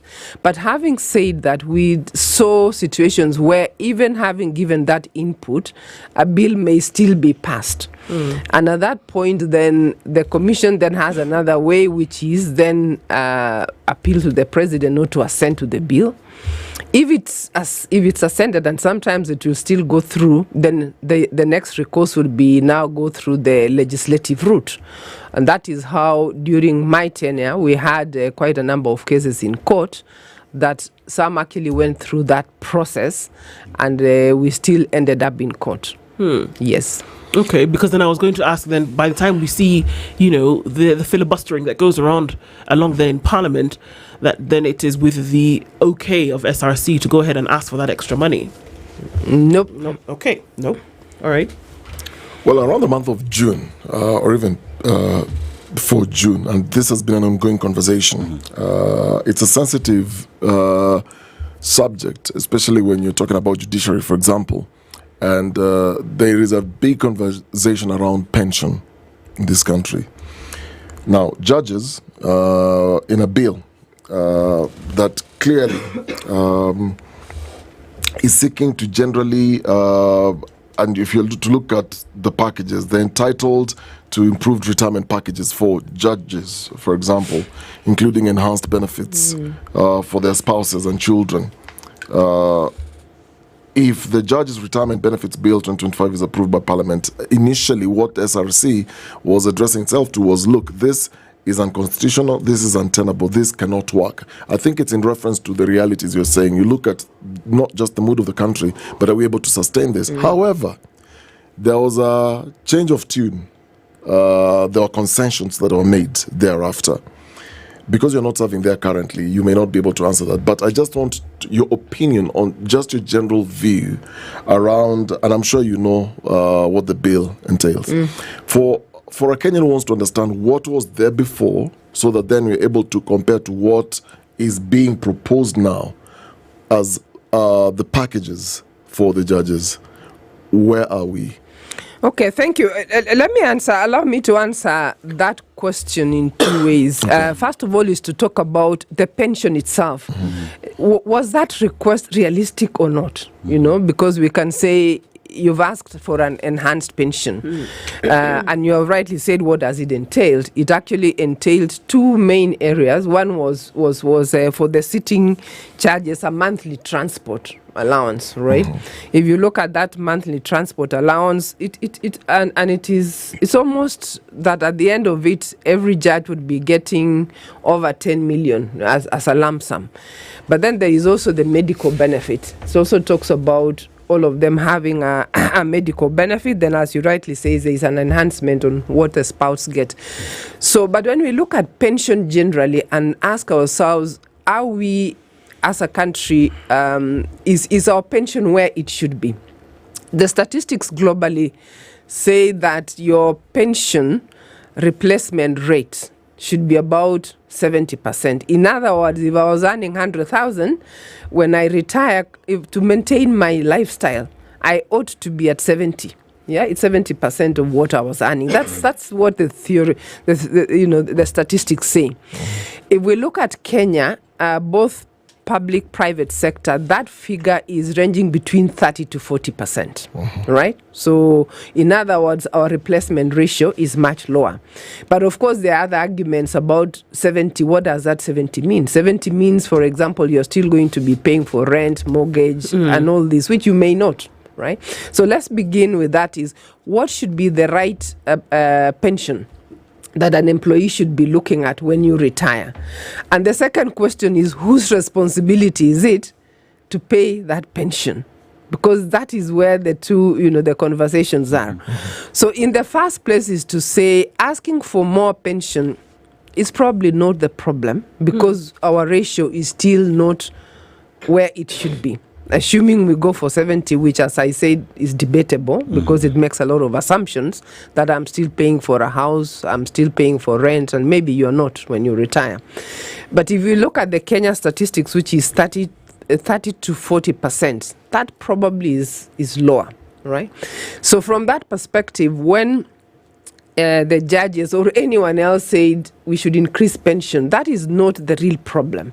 Because yes, we accept that pension probably could be higher, because if you don't have enough pension, what it means is you have retirees who are dependent on others. They're not productive in society. So the question then is, who should pay for that pension? And that is where the question really is. That as an employee, any of us, and you, as you rightly say, this conversation is not just about the judges, but to educate ourselves around pension so that we understand this is who is responsible for that pension. So if you are in employment, you will see that the employer contributes, you also contribute. Now, and that is very important, that pension is not responsibility of the employer alone. It is a joint responsibility. But it also allows the individual to go over and above what the employer puts in and make their own additional contribution. Meaning that the real contribution should come more from the individual than the employer. So in this particular case, even as we are talking about an enhanced pension for the judges, the question then comes to who then pays the bill. Yes, you want this pension. You know, it's probably okay. But is it the taxpayer who should pay? Or should the burden be shared? Or should you actually, as a state officer or any retiree, take that burden yourself rather than automatically passing it to the taxpayer? So I think in this particular case, that is where the first problem is. Can the country afford? And I saw the statistics from SRC saying that it would be about 50 billion. But that is obviously including the effect on other state officers. I think that's where the 50 billion comes in. So the answer then would be, it's not sustainable, right? If we just look at the numbers. But the reason why that is so is also because of the issue about equity. Yes, I would like to have this pension, but you're not the only public officer. There are many other public officers. Actually, the conversation, before I ask a question to something you've said, is governors are also lining up, deputies are also lining up, everyone is waiting. The moment this passes, because it has a lot of benefits. Yes. Among other things, this is beyond just the judges. The spouse is also the children and what they're entitled to. But there are other things about a lifetime insurance cover for themselves and their spouses, diplomatic passports, and access to VIP lounges at all Kenyan airports. Is a lot of these are things. And there's 120 liters of fuel per month for 10 years, and so on and so forth. You're looking at all these lavish packages that go with this. And then you're looking at where the country is. There's a question you asked, you said we need to ask ourselves where this money is coming from. So the 7.5 per contribution from the judges, the government pays 15%.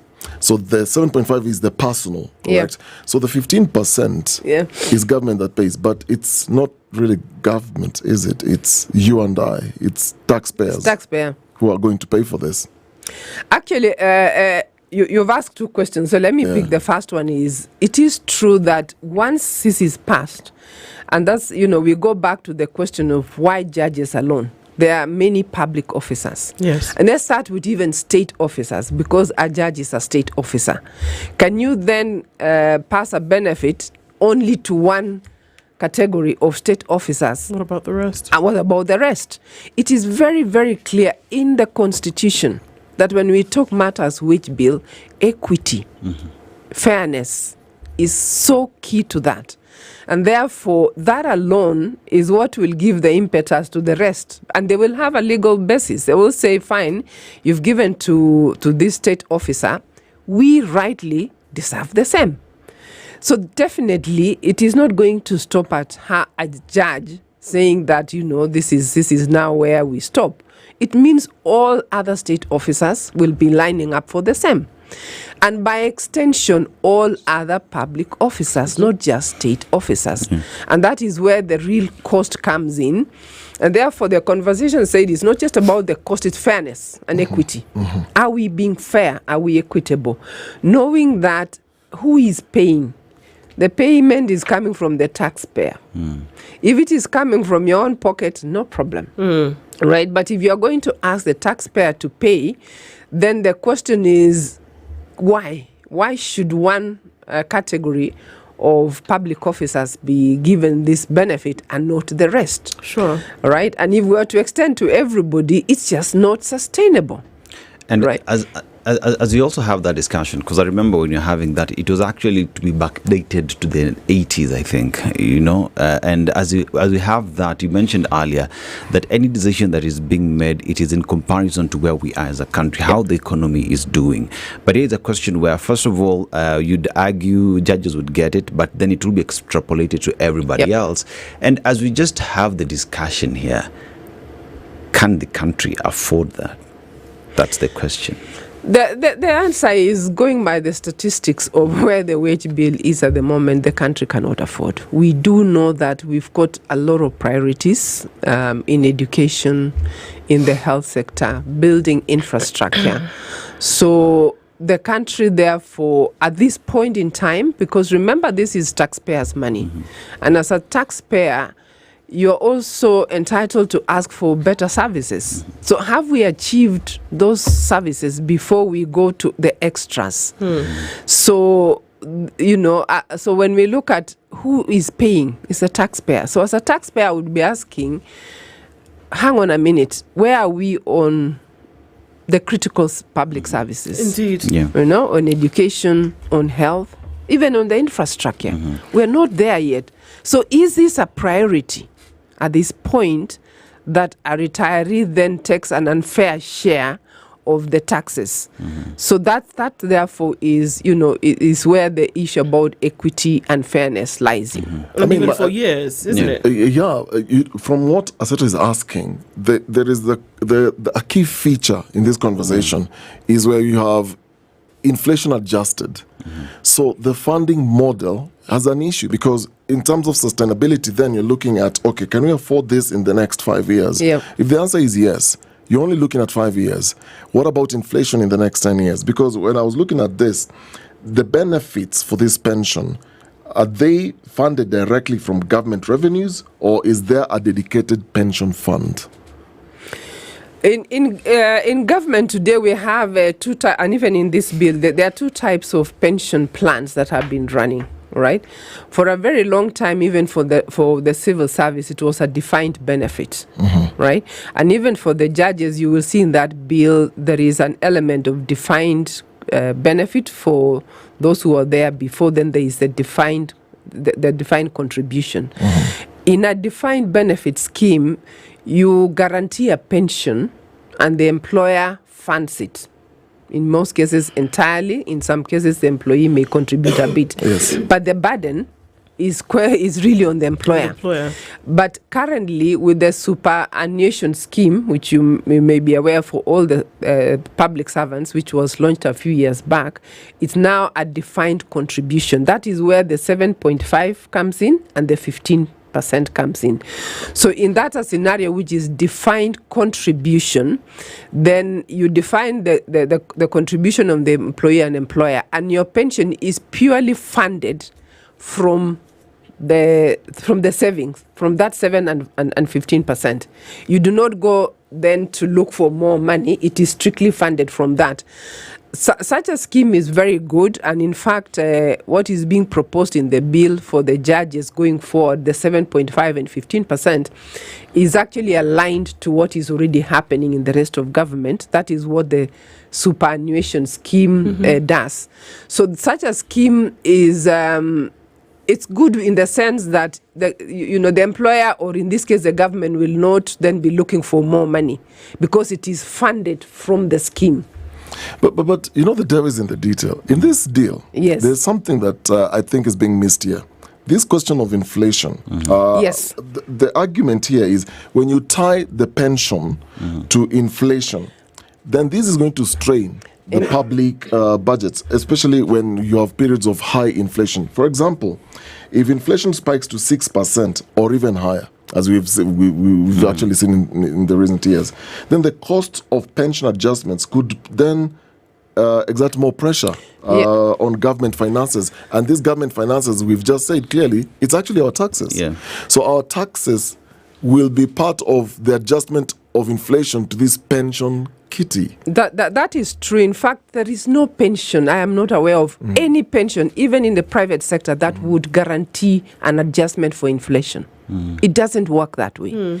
When it comes to pension, at the point at which there is an adjustment, if it's a defined contribution, there is an actuarial valuation that is done, right?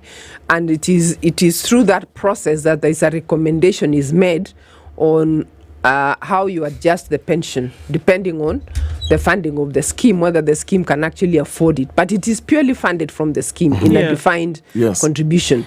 Now, the problem with this bill, it is asking for an automatic cost of living adjustment, irrespective of the funding. So who is going to fund? And that is why it is not usual for any pension scheme to have such a clause. The pension schemes will talk about adjustment of pension, but it does not specify and guarantee an inflation-based adjustment. So I agree with you absolutely. That is not, in fact, something that we can say the country can afford. It's not even just about affordability. You can afford today, but what about tomorrow and the day after?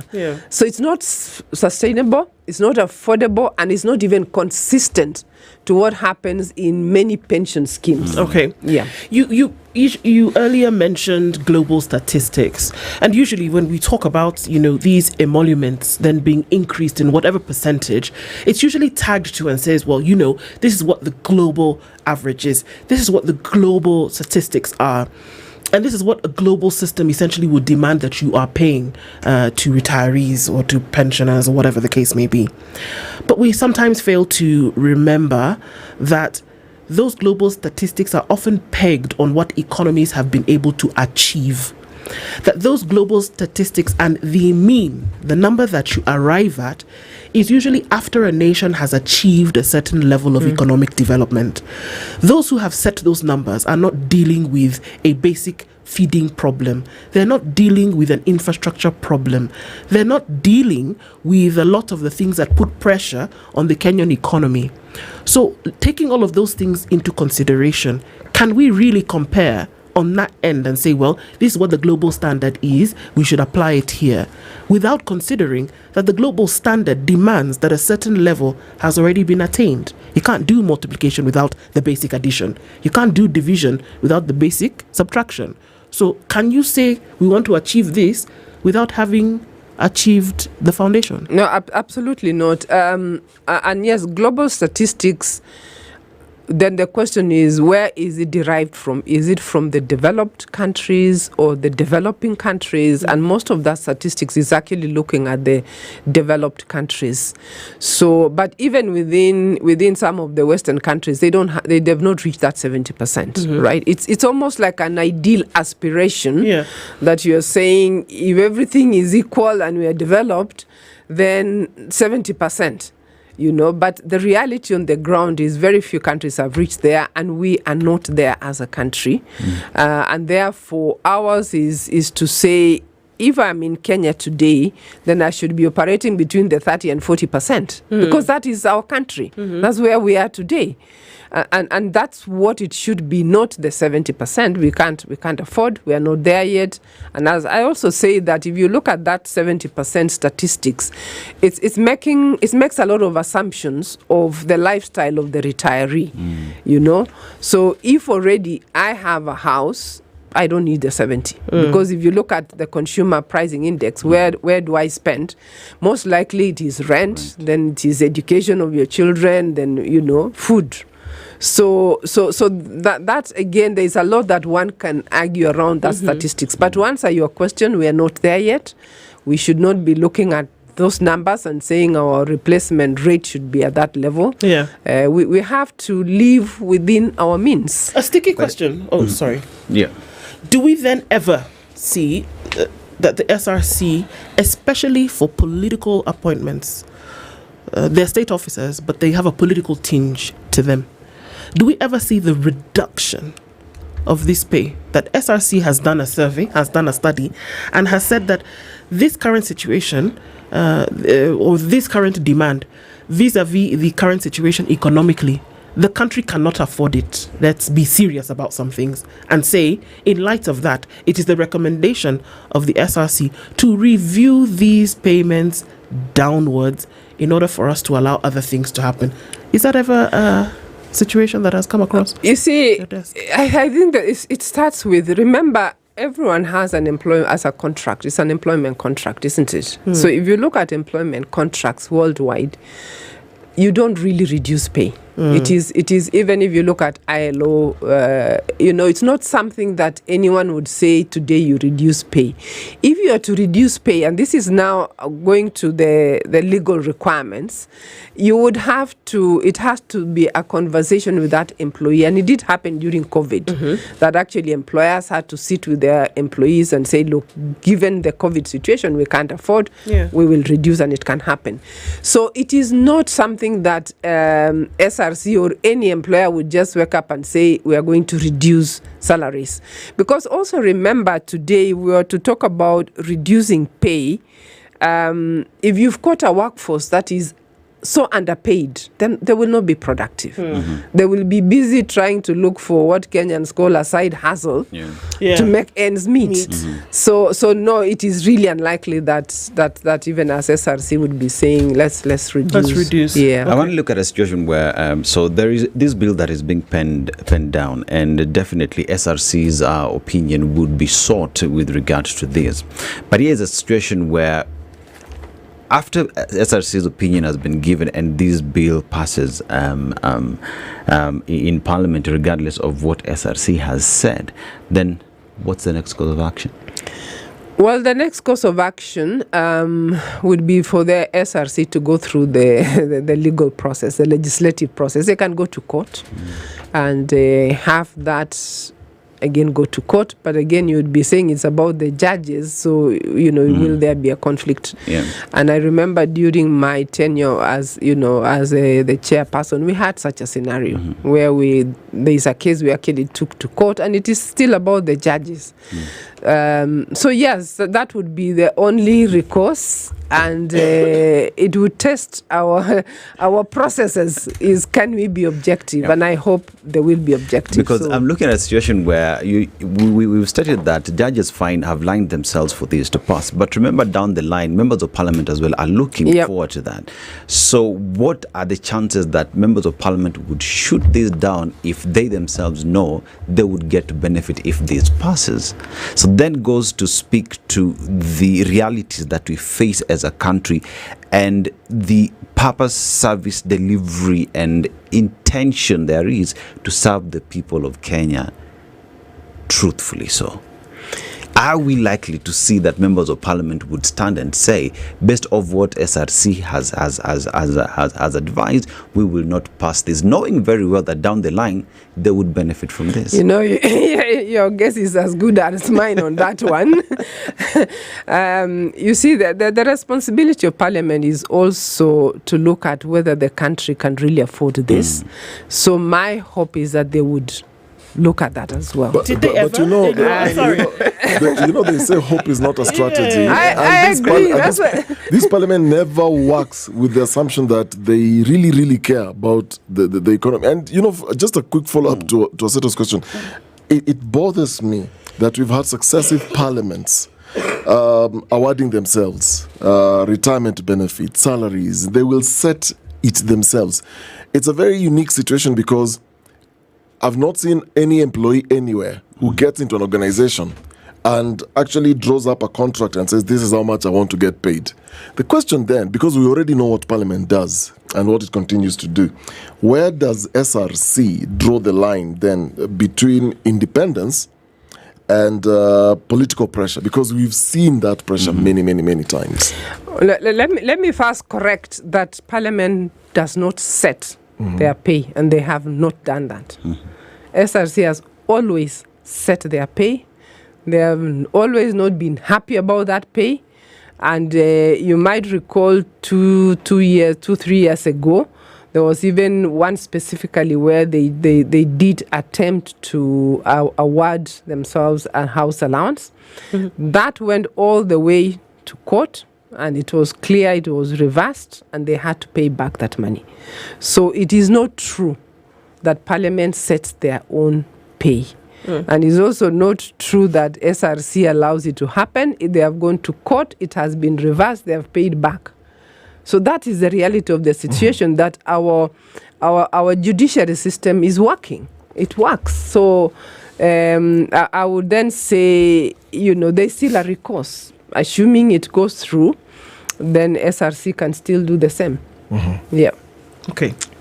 So what instances did you experience during your tenure when members of parliament then made a direct suggestion to SRC to say that here we needed to tweak things?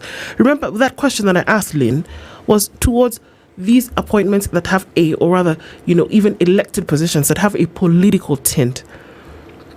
Because it does appear that every time we do see these requests for increment from specific sectors, it's not usually everybody all at once up in arms asking for an increment, right?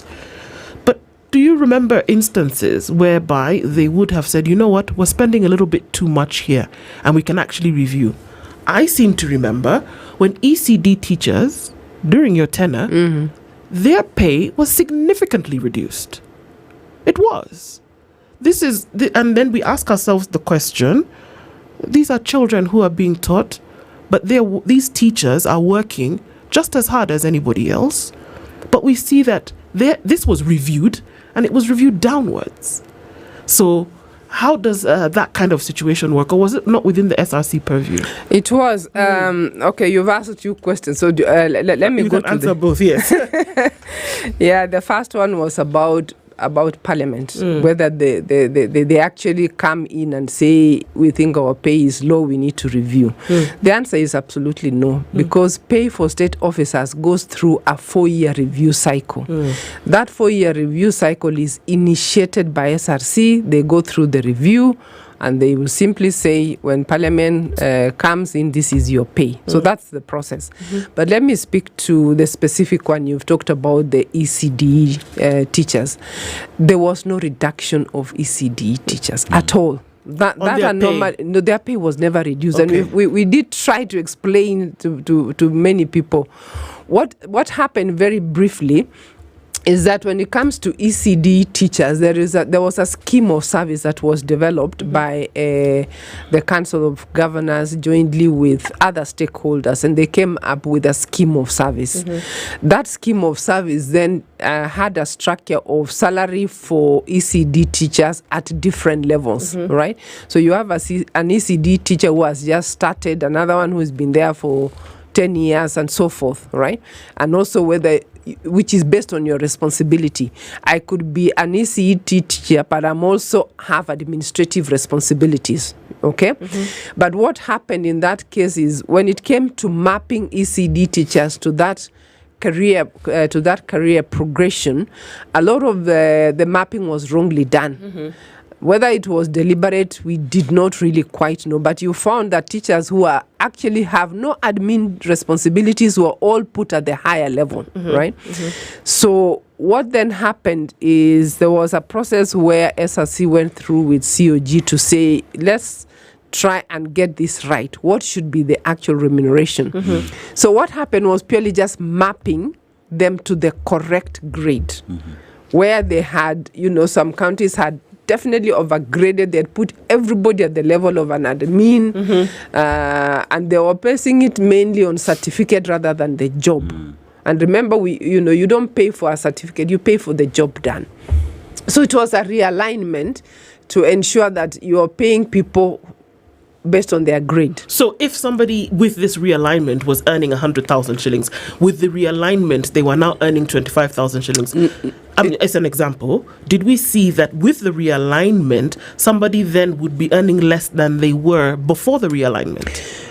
What we saw, because we had to go through that process to understand with the county governments, are there counties that had actually paid different remuneration, and yes, there were some, but there was nowhere that said you must now reduce. It was left to the counties to decide how to handle the contracts, because they had to realign but make that decision. As I said earlier, if I have a contract, I can't just unilaterally wake up and reduce my pay. Sure. Yes. Can you, sorry. Yes, I want to ask, what is the current pay for ECDGs, if you can remember what you had set it for per month? I know it is, the lowest was at the minimum wage, which should be around, I can't remember of it, but it should be around 12,000. Yes, so it's about 12,000, yes, 300 or so. Yes. So, and this is full-time teacher in school. I'm just looking at the numbers, and this is at the county level. That's set at that level because we know that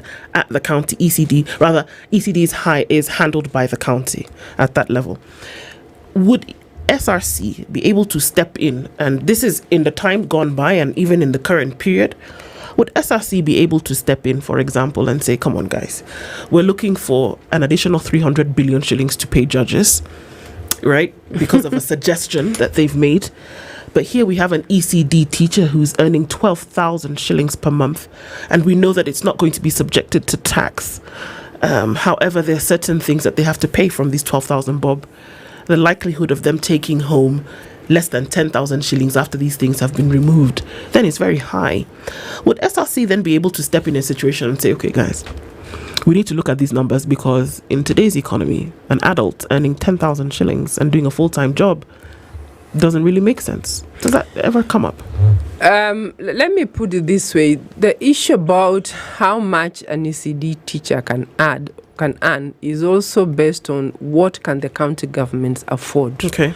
So at the end of the day, it always goes back to what is available for ECD teachers in each county government. And I can tell you a lot of the counties even were struggling to pay that amount of minimum wage. Some of them were paying even way below. So on the ground, you then have to look at what money is actually available. Now, to answer your second question about can you take out money from, because remember, judges are state officers, they are paid out of consolidated fund. ECD teachers are paid out of the money from the county government. And where does the money from the county government come from? Well, it's from the shared revenue. Exactly. But remember, the shared revenue it goes through CRA has a formula. So you can't say if I removed from here, I would automatically take it to the other. It goes through a very different formula of how that shared revenue is arrived at. So I don't think it automatically says if we don't give the judge, then the ECD teacher. And isn't that the problem, Lynn? Isn't that the actual problem that we're looking at? Because look at other areas, for example, where we have the same issue. When we look at bursaries, for example, we've got a CDF, we've got an MP's fund, we've got the GAF, we have, okay, I said NGCDF, we have NGAF, we have Member of Parliament's bursary, we have the President's Fund. We have all of these things, use a different formulaic approach to get things sorted, whereby we could actually, you know what, put it in one basket and send these children to school. That is an example that I'm giving. But here we say, you know what, we're going to look for 300 billion shillings to pay these guys in retirement. But that's formulaic because it comes from, the consolidated fund. But here we are, and in the same boundaries of the country, there's somebody who is working a full-time job and is being paid less than 10,000 shillings after whatever taxes you want to take out.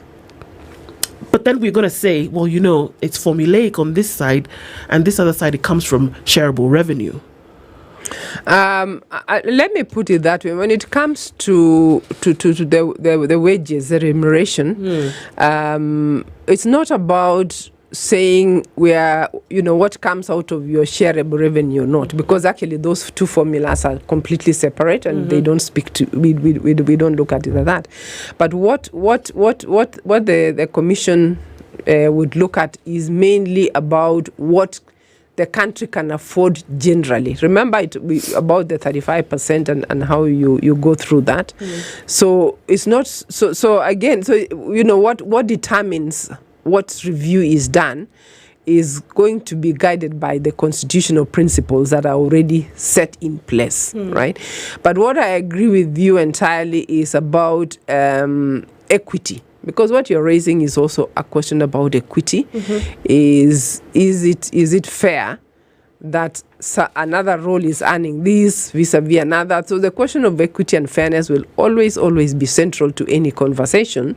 And therefore, at the beginning, when we started this conversation, we did say, if we are to review, for example, a post-retirement benefit for a certain group, then the question of fairness comes in.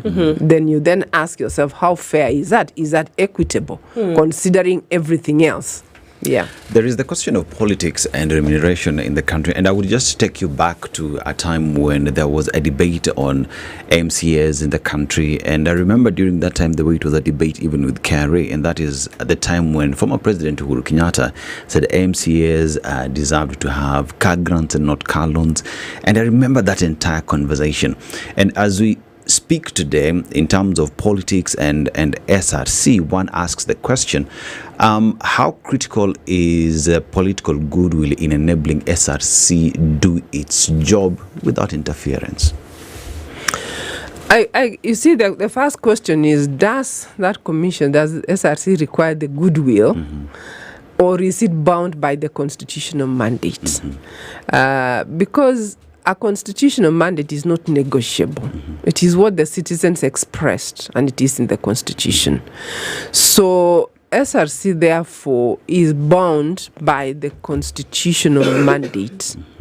The issue about does it require the goodwill to discharge its mandate, I think is answered by the constitution. It is no. That is why they are given independence, and they are given the principles by which to make that decision. And definitely political goodwill is not one of those. So at that point when you find the president was making these decisions or just giving his advice on that members of county assemblies deserve these as members of parliament, that does not have any bearing or does not in a way seen as coercing the commission? It may, and I'll tell you why. Sometimes the way things work is, like in that particular case, because I was there, there were already conversations that had been going on between the SRC and these MCAs for 2-3 years.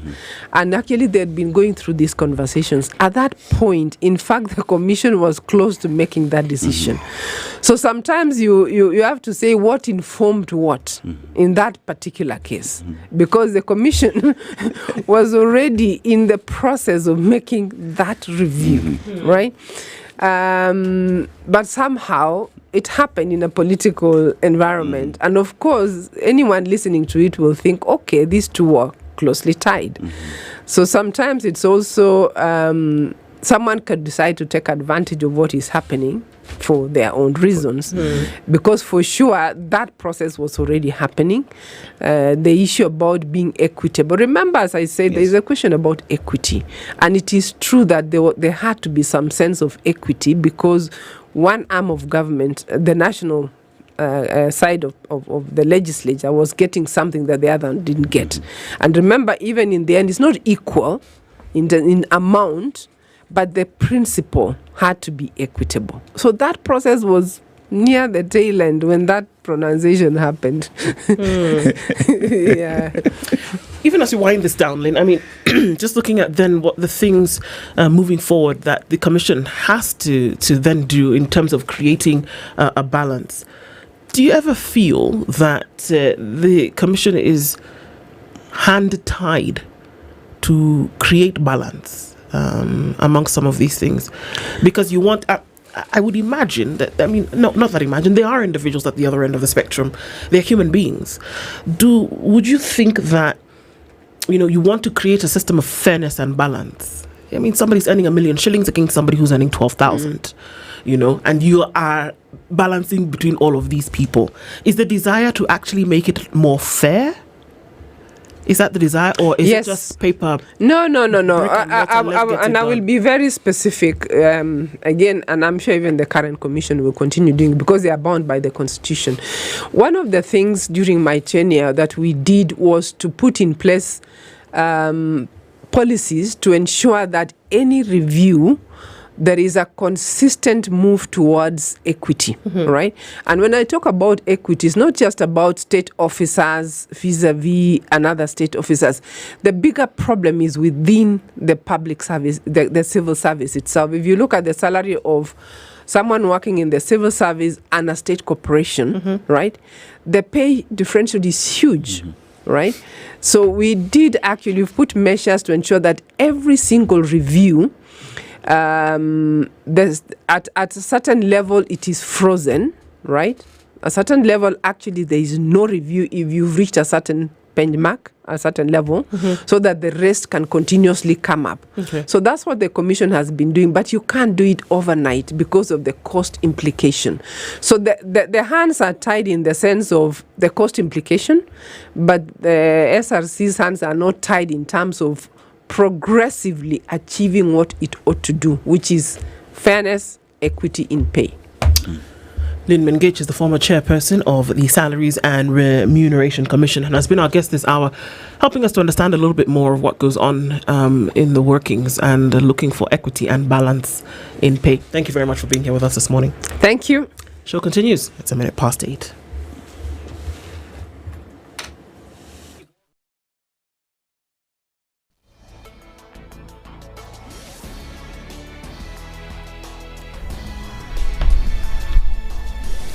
Good morning, this is the News Wire. I'm Leah Ubaga. Bomet Governor Hilary Balchok and former Bungoma Governor Wycliffe Wangamati, alongside 11 other suspects, spent last night in police custody and are set to be arraigned in court today to face corruption-related charges. The arrests followed a 9-hour operation led by the Ethics and Anti-Corruption Commission, which began at Integrity Centre and concluded at the Kilimani police station. Speaking briefly before being booked into custody, Wangamati dismissed the case as political, even as his lawyers, led by Peter Wanyama, complained about the detention of their client. The information that we have is that they want to take him to Kamukunji, and you all know Kamukunji is the dirtiest police station in Nairobi. We are pushing back so that they treat the governor with dignity that he deserves. And what they did is that they took his fingerprints, and then they recorded what we call a statement under caution, which is done in 2 minutes. And then they kept the governor on the seat where we have been. So if you go inside there, we've just been walking around. We've been asking. So there is no grilling which is going on. No grilling at all. They've just kept the governor at the former governor at the seat there. Nothing. Right now he's there wondering what to do. Yeah? So there is no grilling which is going on. So we suspect they may have arrested him, but they are not telling us. We suspect they want to take him to court tomorrow, but they are not telling us. Wanyama insisted that Wangamati is innocent and that the EACC has no evidence to support the allegations. We have looked at the charges against the former governor. The charges are one of the most flimsy charges that I've ever seen as a lawyer. They have no evidence whatsoever against the governor, but instead they arrested him because of a senior politician from Bungoma who wants to clear Wangamati from the path for governor's race in 2027. That is why these charges are the most weakest charges I've ever seen as a lawyer. But nonetheless, Wangamati is a law-abiding citizen. He will follow the due process. And the Kenyan governors have issued a statement rejecting the recently introduced electronic government procurement system. The COG criticised the rollout process of the EGP system and the recent circular that was released by Treasury mandating the compulsory use of the system by all procurements. The Kenyan government officially launched the long-awaited e-procurement portal in April, months ahead of the July 1st deadline. The system, which cost taxpayers 5.05 billion shillings, was unveiled by Treasury Cabinet Secretary John Badi, and he said that all ministries, departments, agencies and county governments were required to onboard contractors into the system starting April 2025, and noted that only procurements processed through the portal will be paid as the government moves to tighten oversight on public procurement and curb corruption. Minister was just appointed to cabinet the other day. Threatens is going to withhold money. Is he above the constitution of Kenya? He cannot threaten us that is going to withhold money because you've told him the system that he has procured, I don't know where from and how much and whether it was still procured through process, is not working. If it's not working, it's not working. And no one can shove it down our throats. Refer me to one state agency, one department, one ministry, including his, where this thing has been adopted seamlessly and it's working. And in the international scene, Ghana has dismissed its Chief Justice, Gertrude Araba, after an investigation found her guilty of alleged abuse of office. The presidency announced on Monday the decision marks the first time in the country's history that a sitting Chief Justice has been removed from office. In a statement shared on X and signed by the presidential spokesperson, that is Felix Kwakwe, the presidency confirmed that the removal takes immediate effect. On April 22nd, President Mahama suspended her following a preliminary review that found merit in complaints alleging misconduct, abuse of office and incompetence. That's the News Wire. I'm Leah Ubaga.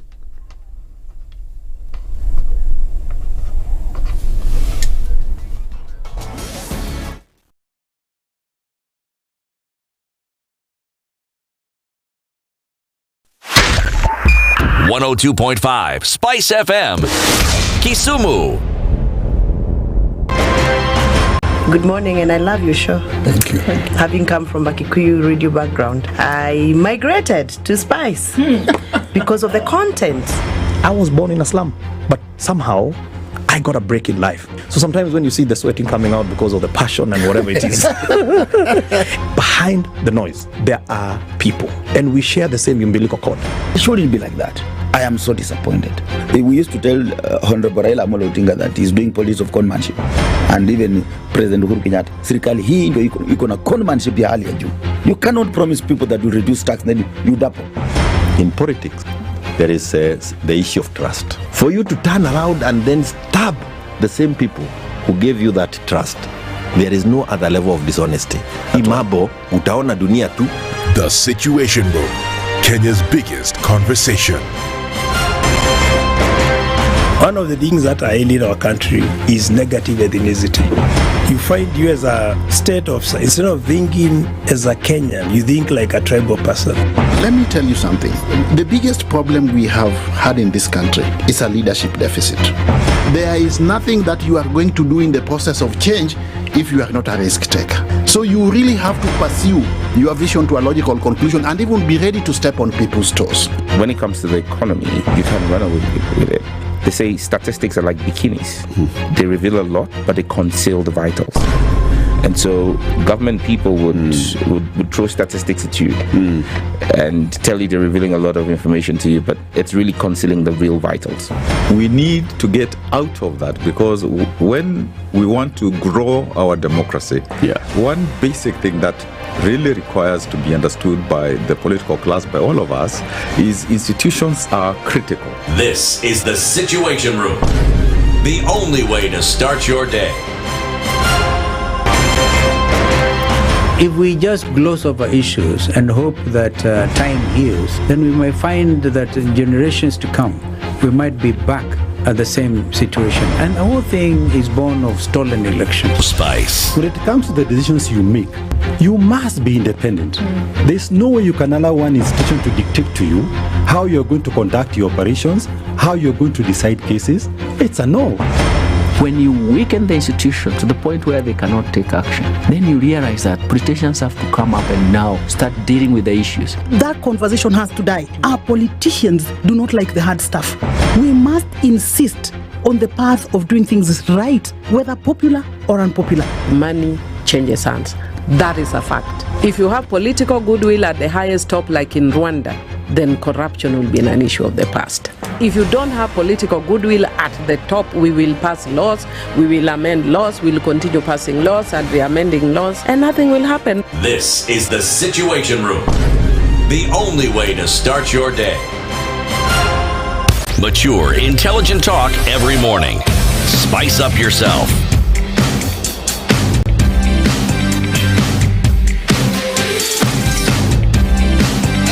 Mornings done right. 94.4 Spice FM, Nairobi. Right, it is 9 minutes after 8 o'clock. This is the Situation Room Tuesday, and into a different conversation in this third hour of this morning. Dennis Ndu and Dennis with you. We're going to go into a slight conflict area conversation. We'll do that in just a minute. Wajir South Member of Parliament Mohammed Addo will join us in a short while. But before we do that, guys, what are you doing on the 8th of September? Well, if you happen to be in Mombasa on the 8th of September, we're going to ask you to go to the City Blue Hotel. 8th September is on which day, by the way? 8th September is a Monday. Monday. Okay? Okay, me, I'll be here. You'll be here? Yes. Okay. Me too. So if you... No. But let's continue. That's a story for another day. Yeah. Okay. Then on the 10th of September, which is just 2 days after. So if 8th was a Monday, 10th would be a Wednesday. Very good. Now, also, that's if you are in Mombasa. Will you be in Mombasa on the 10th? I'm planning to go to Mombasa, by the way. Oh, so here we go. This is how all the information just comes out. Okay. So if you're going to be in Mombasa, if you're going to be in Eldoret actually is where we are on the 10th. At Saboma Inn in Eldoret. And then on the 13th of September, we're right here in Nairobi at the Movenpick Hotel. When you were making the decision of which institution of higher learning to go to, you often said, okay, where do I go? Which is the cheapest? Is it near home? Do I have to go halfway across the world to get it done? All those questions come into play. You're not really quite sure, what do we do? Your parents are saying, well, this is what I can afford. This is what I will spare no cost when it comes to education. I want you to get the very best, etc., etc. Well, the folks at Cradle take all of that information and they consolidate it into this one platform where all of these questions of yours will be answered. Where can I get the best university for the course that I want to pursue? For what I want to do in my career later on, where is the best destination to do that? I'm not a person who can handle heat. I'm not a person who can handle cold. I whatever the case may be, taking all that information, putting it in one place. That's what the folks at Cradle have done. And now these dates that I've told you about in these 3 different cities is that they are going to have a study abroad world fair. You're going to come. You're going to ask questions to all of the university representatives. They will talk about their destination. They will talk about the 575 plus universities that you can pick from. They will talk about how you can make an application right there between 9 and 4 p.m. They'll also talk to you about where you can get visa support. Can you apply right there? Yes, you can. Accommodation support. Everything you need to know for many hours under one roof. You will leave that place with all the information that you need armed. You can even have left having made an application for this university in a particular destination. Visa support, you name it, they've got it. Cradle is saying attend one of the study abroad world fairs on the 8th, 10th or 13th in Mombasa, Eldoret and Nairobi respectively from 9 to 4. But we need to invite you, so you have to register on the website www.cradel.com. It's CRAYDEL.com or call 0799 000 444. Do it. So if you're in Nairobi, take a flight to Mombasa. Then after you turn in Mombasa on Monday, there's a direct flight from Mombasa to Eldoret International Airport. Then it's a beautiful airport, by the way. So do your business there, then take another flight back to Nairobi. The one in Nairobi. Yeah, you could attend all 3 if you wanted to. Yeah, sure, that's an option. And do you know how you can do that? Tell me. Because so far, we have ensured that you are having your wealth done what? Created. Because now is the time. After creating that wealth, Okari, the next step is ensuring that your wealth is what? is secure, because there are things that usually do happen. So there is the market downturns, or you're given bad advice and your wealth just disappears, poop, like that. So Standard Chartered Priority Banking tells you, in our pillars, ensuring that we give you proper advice so that this wealth is protected, is safe from all these shocks that keep on coming. So say KRA, end of the year, there are new taxes and whatnot. They will give you advice on how to protect this wealth that you've worked so hard for. Now, from safeguarding your assets against market shocks to guiding you with expert portfolio management, you get clarity and confidence that everything is what? A-okay. Now, whether it's real estate or global investments, the advice is personalized, just like Okari likes it. You called it what? Bespoke. Bespoke. Yes, that's bespoke. Exactly what you will get, because it is all about growing wisely, protecting what matters, and planning for tomorrow. You start today by emailing what again, Okari? wealth.ke@ac.com. Please repeat. wealth.ke@ac.com is the email. Standard Chartered Priority Banking, your time. You know, when is somebody now. says repeat, you should actually just repeat what they've said. Guys, I took some meds in the morning, like I told you guys. You're spaced I'm out. zoning in, zoning out, zoning in, zoning out. Oh my God. Even the coffee is not even helping. Were they legal? Yeah. Yeah, they're legal. It's okay. just for the Homa. But then you guys advised me during the break, I shouldn't take that before. I should take that after. Yes. Then I made a mistake, took it on an empty stomach. Oh no. Yeah, see now, So I'm afterwards. fighting it. Don't worry. We'll Can make sure. we call Evelyn to beat you Bill on is the on side me. of the head? Bill is on me today. I can volunteer. You can, there's a slap competition. Yeah. I can volunteer. But then I also do the same thing. So that you- Mbili mimi ni moja tu. So that you Okari, can Bill is stay. on me today, yeah? So you empty stomach, Bill on me after the show. So. Oh, good. Wow. Ndu is not in this mix, yeah? Nani Ndu? Yeah. This Just you and I. bromance. Me, I am a choir member. I am fanning. I am. News desk cartoon. Oh, she'll be busy doing news. You'll be busy doing lunch. I'm fanning the flames of this bromance. Me, it's okay. You guys carry on. Go you forth and prosper. So Please. with your blessings. Thanks. You have my blessings. Please just go ahead and be sure to tell me how it went All right. later on, and try not to fight. So we're having a conversation. Did you know that? So it's been over last week.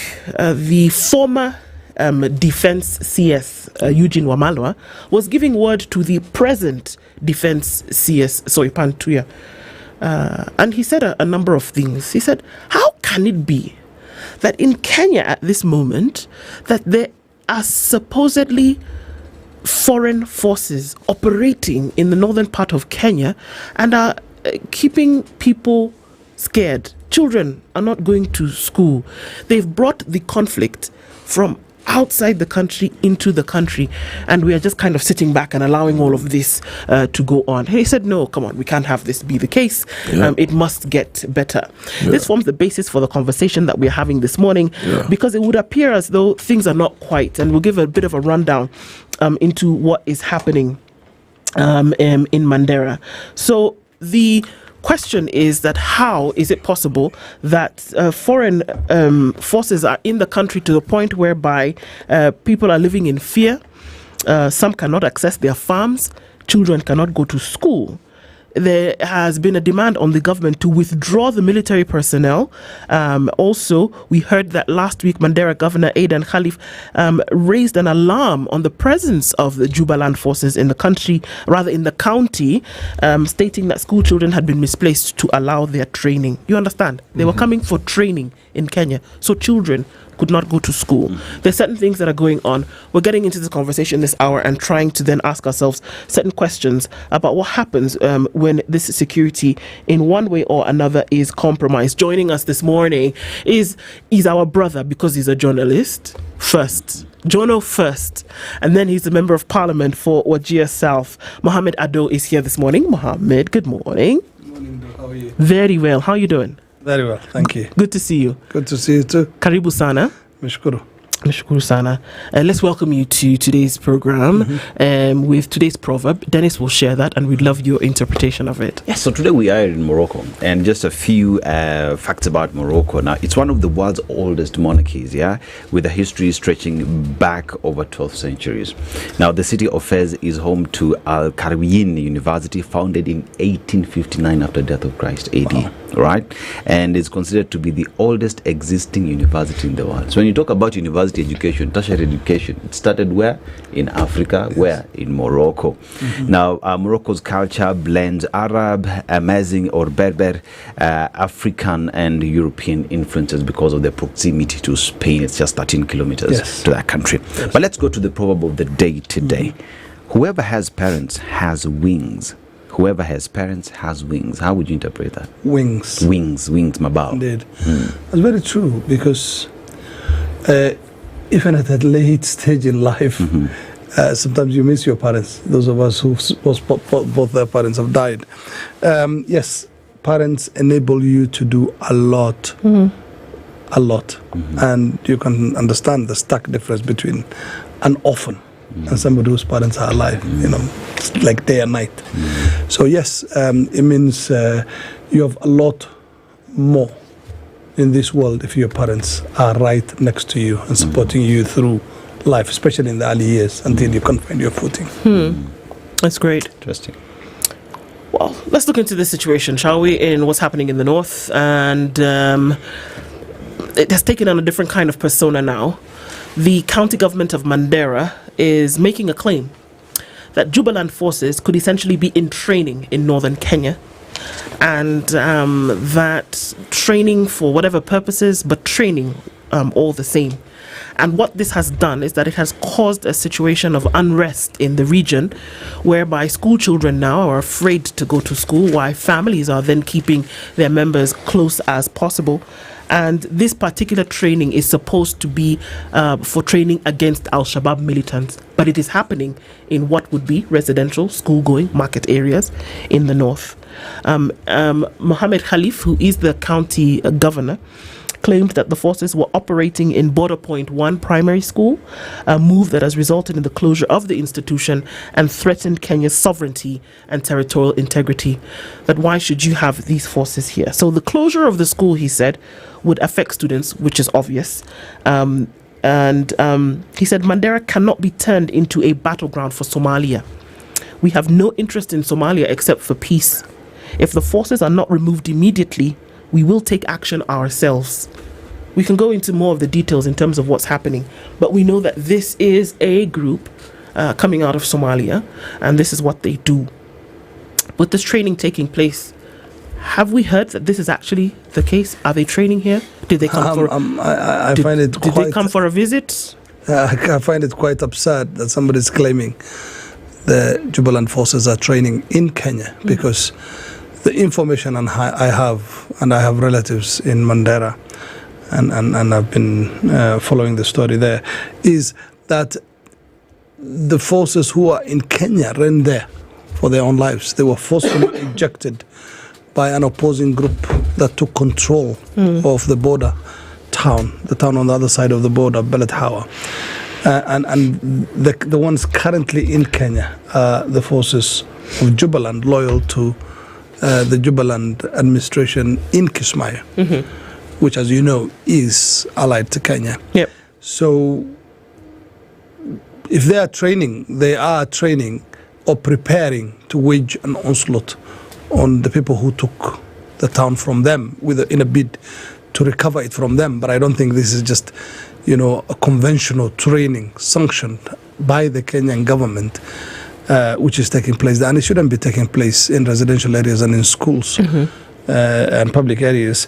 I would say this is just an unraveling of that thought that we were going to put a buffer zone inside Somalia to try and to ward off Al-Shabaab, to try and take the war as far away as possible from Garissa, Wajir and Mandera. But the exact opposite is happening in Mandera particularly, and it's very unfortunate. And we call on the government to deal with this matter once and for all. But KDF the people does work of with Jubaland. Mandera, the people of Mandera have every right to live in peace. Sure. And the government has a responsibility to ensure that. KDF does work with Jubaland forces. We've known this before. They've worked together. The KDF forces in Somalia are part of the African mission. AMISOM, yeah. It was AMISOM, now it's ATMIS. Yeah. Which is really struggling financially because it's not being funded very well. Individual countries that have forces in Somalia are being forced increasingly to take a huge burden, financial burden, to keep their forces there. And all this emanates from the 2011, Kenyan invasion of Somalia, as many would like to call. We had three promises. The three promises were security, that the buffer zone will be established deep inside Somalia to ensure that the spillover, any spillover, does not affect people, Kenyans living along the borders. The second one was economic. There were promises to link Kismayo and Lamu and make this area an economic zone that was going to be of great value economically to the people of Kenya and people who live in Northeastern. That has not come to pass. And then there was the diplomatic part where Kenya, a democratic nation living right next door to what was largely a failed state, could play a very good role in ensuring the peace and tranquility comes to Somalia. And also Al-Shabaab were rolled back and taken away from key regions like the Middle Juba region, Lower Juba region, Gedo, to ensure that they do not control not just the roads but also towns and defeat Al-Shabaab once and for all. That somewhat been achieved. Kenya has been very effective in decimating the leadership of Al-Shabaab, particularly in airstrikes. A great deal of progress has been achieved in that sense. But Al-Shabaab is not out. Al-Shabaab is still there. It controls much of the hinterland in southern Somalia. And so all three objectives for the 2011 incursion in Somalia, not achieved yet, and still very much a work in progress. Who makes up the Jubaland forces, Mohammed? The Jubaland forces, it's made up of clans, clan militias who've been amalgamated into what is now being called the Jubaland forces under the leadership of the regional president, Ahmed Madobe, who is a close ally of Kenya. But there's been so much emphasis and concentration on Kismayo alone that huge swathes of Jubaland have been forgotten, and where Shabab are running, amok. Buale, which is not far from the Kenyan border, is still firmly in their grip, and so are the major routes, leading to Kenya. They don't do much in terms of stopping traffic because they are collecting money from passengers and the traffic plying these routes, which is one of the ways in which they continue to fund their activities. But there is a need to move beyond Kismayo. There is a need to move, towards chasing Al-Shabaab out of the area, because right now they're sandwiched between Kismayo, which is, has a presence of African Union peacekeepers, Kenya, from Kenya, and then on the other side we have the Kenyan forces along the border, and in between is a no man's land controlled by Al-Shabaab. So the security situation is still very dicey for us, and that is why you're seeing all this. But then there's also the other problem, the elephant in the room, which is the tussle between the center and the periphery when it comes to the government in Mogadishu, which slowly wants to exert its influence across the country. Now, the government in Mogadishu is not in good terms with our man in Kismayo. And that is what is creating the current problems and conflict that we're seeing in Gedo region, and particularly in the town of Bulahawa, something that has resulted in the spillover of defeated forces coming into Kenya and putting our security and tranquility at risk. So there is also need to have the government in Mogadishu and the regional states like Jubaland agree on working together. That has been elusive so far. But this, Mohammed, I mean, you've been to Somalia so many times. There's a period, I think I even reached out to you when covering the story of Al-Shabaab in Somalia. Mm-hmm. And I've been to Jubaland a few times. Mm-hmm. And I've flown to the northern part of Somalia. Mm-hmm. The thing that I find interesting is, because in your last statement you said it's going to be elusive. The central government, because Jubaland is an autonomous federal member of Somalia. The thing is, the central government and Jubaland, from the word go, there's never been any agreement on anything. As a matter of fact, how Madobe then is looked at is he's an ally to Kenya. There is the security question. When KDF was now part of AMISOM in Jubaland, what I observed was, and I asked a lot of people around, how long do you think you're going to stay here? And nobody had an answer. How long? And how long, the reason I asked the question is, what I found interesting, it was almost creating a new outfit where you had even the Kenya police inside Jubaland, training the police in there, and they were embedded, the military doing the same thing. And this was to then, at some point, once the units have numbers, then they're able to either protect themselves, man installations, infrastructure, all by themselves. But that doesn't seem to be happening.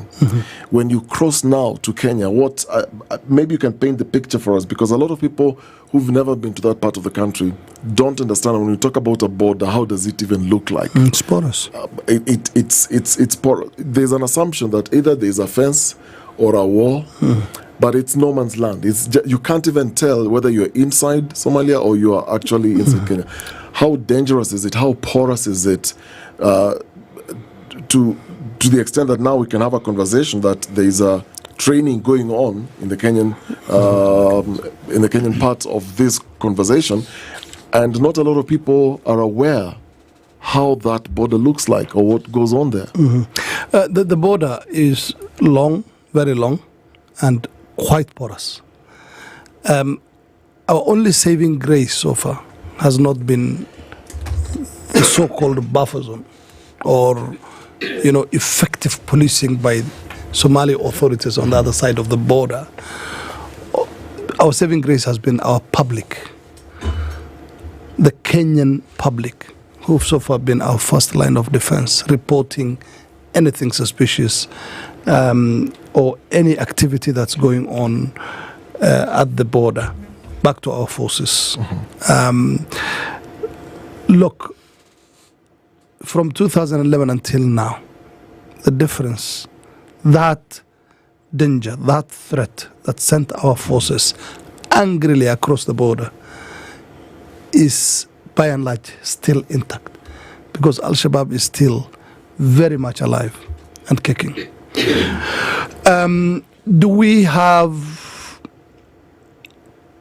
partners on the other side of the border? That is a question for debate. And you could debate about it until the cows come home. Are we doing enough? Again, that is a matter for debate. What I would say is there is need to reimagine and relook at what our interests are. I'm sure they're still the same as when we angrily crossed the border to try and establish that buffer zone. The threat coming from that center-periphery conflict between, and by the way, Jubaland is not autonomous, or even semi-autonomous. On paper? On paper, it's not. But it largely operates on its own whim. And so does Puntland, and so does every other regional state established in Somalia. ever since the Bagadi conference in Kenya. What we have is a jumble of regional groups that are operating on their own whim, very little connection with the center trying to assert itself, and when it fails, using clan divisions to sow even more conflict. And you can imagine that, to sow even more discord. Yep. And this is exactly what is happening in Jubaland, because the government in Mogadishu is currently working with one of the clans, the clan that largely inhabits the Gedo region, to try and destabilize whatever little administration that Ahmed Badobe and his Jubaland administration have been able to establish in the pockets they control of Jubaland. So let's talk about the presence of the Puntland army in the country. And one would assume that if they had run towards Kenya for safety, that the first place they would have gone to is Mandera camp, or they would have gone to the nearest KDF camp, because those are their peers. But even that aside, then there is the diplomatic circles where they play in terms of how long they're going to be around. If they needed help from Kenya to be able to go back and deal with the enemy. Are you aware of any discussions around this that is happening?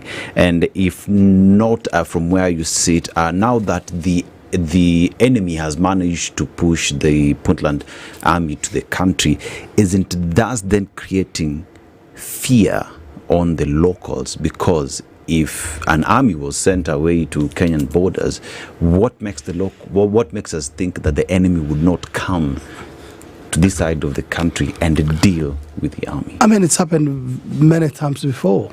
When Siad Barre was escaping Somalia, Aidid came into Mandera chasing his forces. It's happened before. It's happened many times after that. If your enemies are running into another territory, then the chances of it just depends on how confident those other guys are in their strength. They could easily come in and follow and make our land, our nation, another platform in which they settle scores. That is a dilemma that people of Mandera and other parts of the region have faced many times over. And there's a real possibility of that. And there is a need to deal with it. That's why we're saying, as the leadership of Northeastern, we need this issue dealt with as quickly as possible so the people of Mandera can go back. Are we seeing any movement from the military in the country, KDF, because you know that's their role in terms of protecting our borders? Are we seeing deployment of army to go help and secure the border? No. There is a lot of movement of our own troops. KDF are stationed actually in Mandera, and so far they've done a great and stellar job policing and securing our borders. Right. They also do a number of attacks from the air against Al-Shabaab. That's why I was saying that there's been real progress made by KDF forces, both those stationed here and those part of the African Union mission. But there's a lot more that needs to be done. Let me ask you a question, Mohammed. Progress in what sense? Because if we hear complaints from Mandera itself, and as far as the county governor, stating that there is a situation of fear or unsettledness in the area because of the presence of forces. You can imagine what it is. You walk into anywhere, it could be you, anybody. You walk into a situation where there are armed forces in the area. The unease is palpable, right? So, in terms of something that has been done to ensure what you have said, that there is, calm in the area, what is this that has been done? One would imagine that the removal of those forces from the area would be the thing that would be necessary. The removal of the forces will be the most ideal and the most urgent step the Kenyan government should take. Why isn't that And done? we are surprised that hasn't happened up until now. We don't know what those forces are doing there. Yes, we know they belong to a region that, we have so many dealings with. But that doesn't give them the blank check to come into our territory, settle and unsettle our people. That I would say from the rooftops. What I am referring to in terms of progress made by KDF is real frontline progress against Al-Shabaab, and particularly in the airstrikes against the group and the group's bases and the leadership of the group. That is something KDF has achieved over the years, and they need to get accolades for. Don't you think it looks as though there is a welcoming of... it's clear that the Jubaland forces are not... they're at loggerheads with the government in Somalia, with the government, and we're going to put that in air quotes. Yes. That is very clear. And we also know that the Jubaland... No quotes needed. No quotes needed. There you go.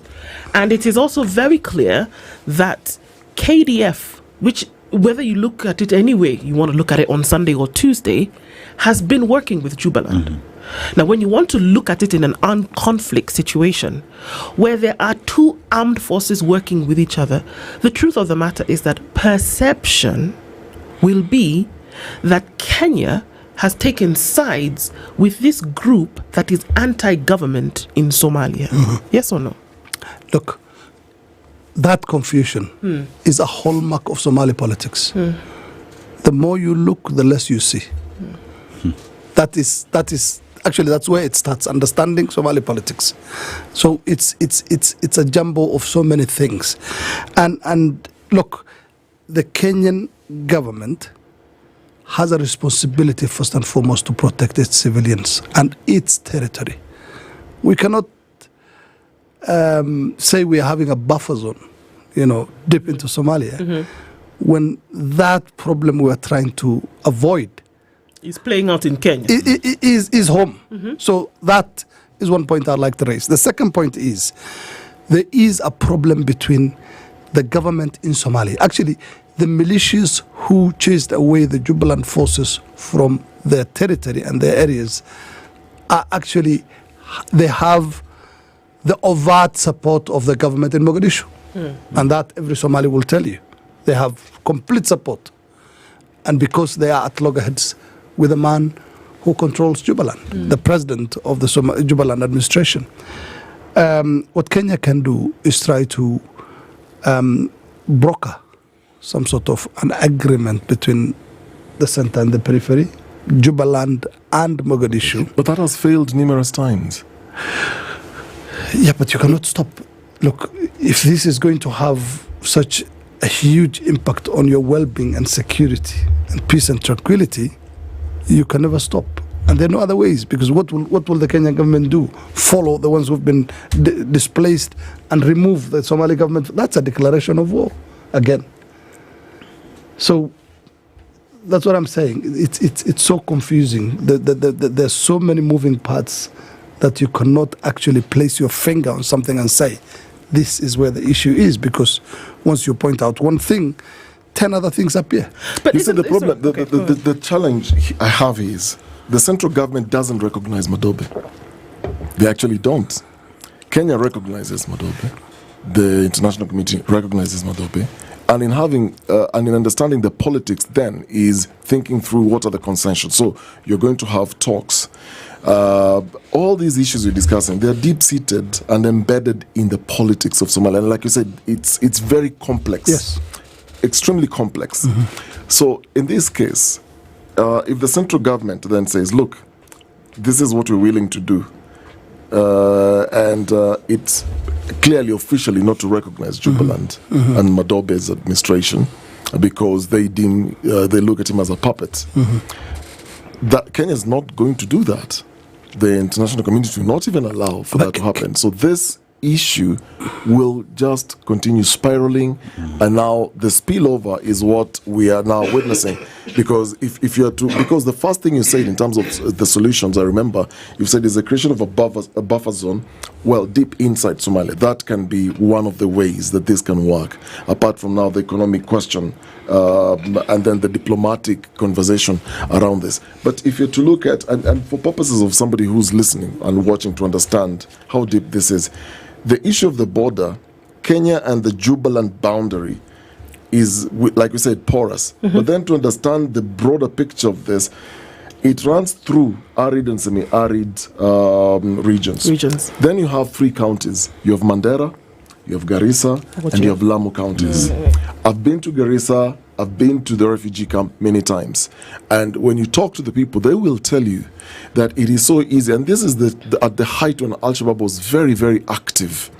And I remember the conversation that it was so easy for anyone to cross from Somalia into the camp, have your meal there, have medication there, and then walk back. That's how easy it is. This is Garissa. Now, you look at Lamu counties. That's why you've always heard of issues in Lamu. Mandera, same thing, like Mohammed was saying. KDF is doing a good job around that area. But there's the conversation of how do you canvass these 3 very vast counties to create a buffer zone that is deep inside Somalia without the will of the central government and the clan politics. Because this has been going on for years and years and years since the civil war. Yes, and the tug of war between the government in Mogadishu and the regional states is not just going on along our borders. It's also going on along, the Red Sea, side, the Gulf of Aden, Puntland, all that. There are problems everywhere. The federalism as adopted by Somalia doesn't seem to be working so well because there's a center that wants to assert its authority, and there's always a pushback from the regional states. Now, what we need, as I said before, is a rethinking of what our role is with these problems, with the new realities, with the federalism problems that Somalia has. We need to rethink our approach. If we are just talking about a buffer zone and securing our borders without dealing with the economics of it and what we are gaining from it economically, as well as the diplomatic role Kenya can play, then it becomes a treadmill. We're not moving anywhere. We need to have quite a different approach in the way we deal with this issue. And again, not put all our eggs in one basket when it comes to seeking partners inside Somalia, because that's what we have done so far. And the solution doesn't necessarily have to be militarily. There are Kenyan Somalis on this side of the border who understand what's happening on the other side so well, make use of elders and the clan system to reconcile some of these people.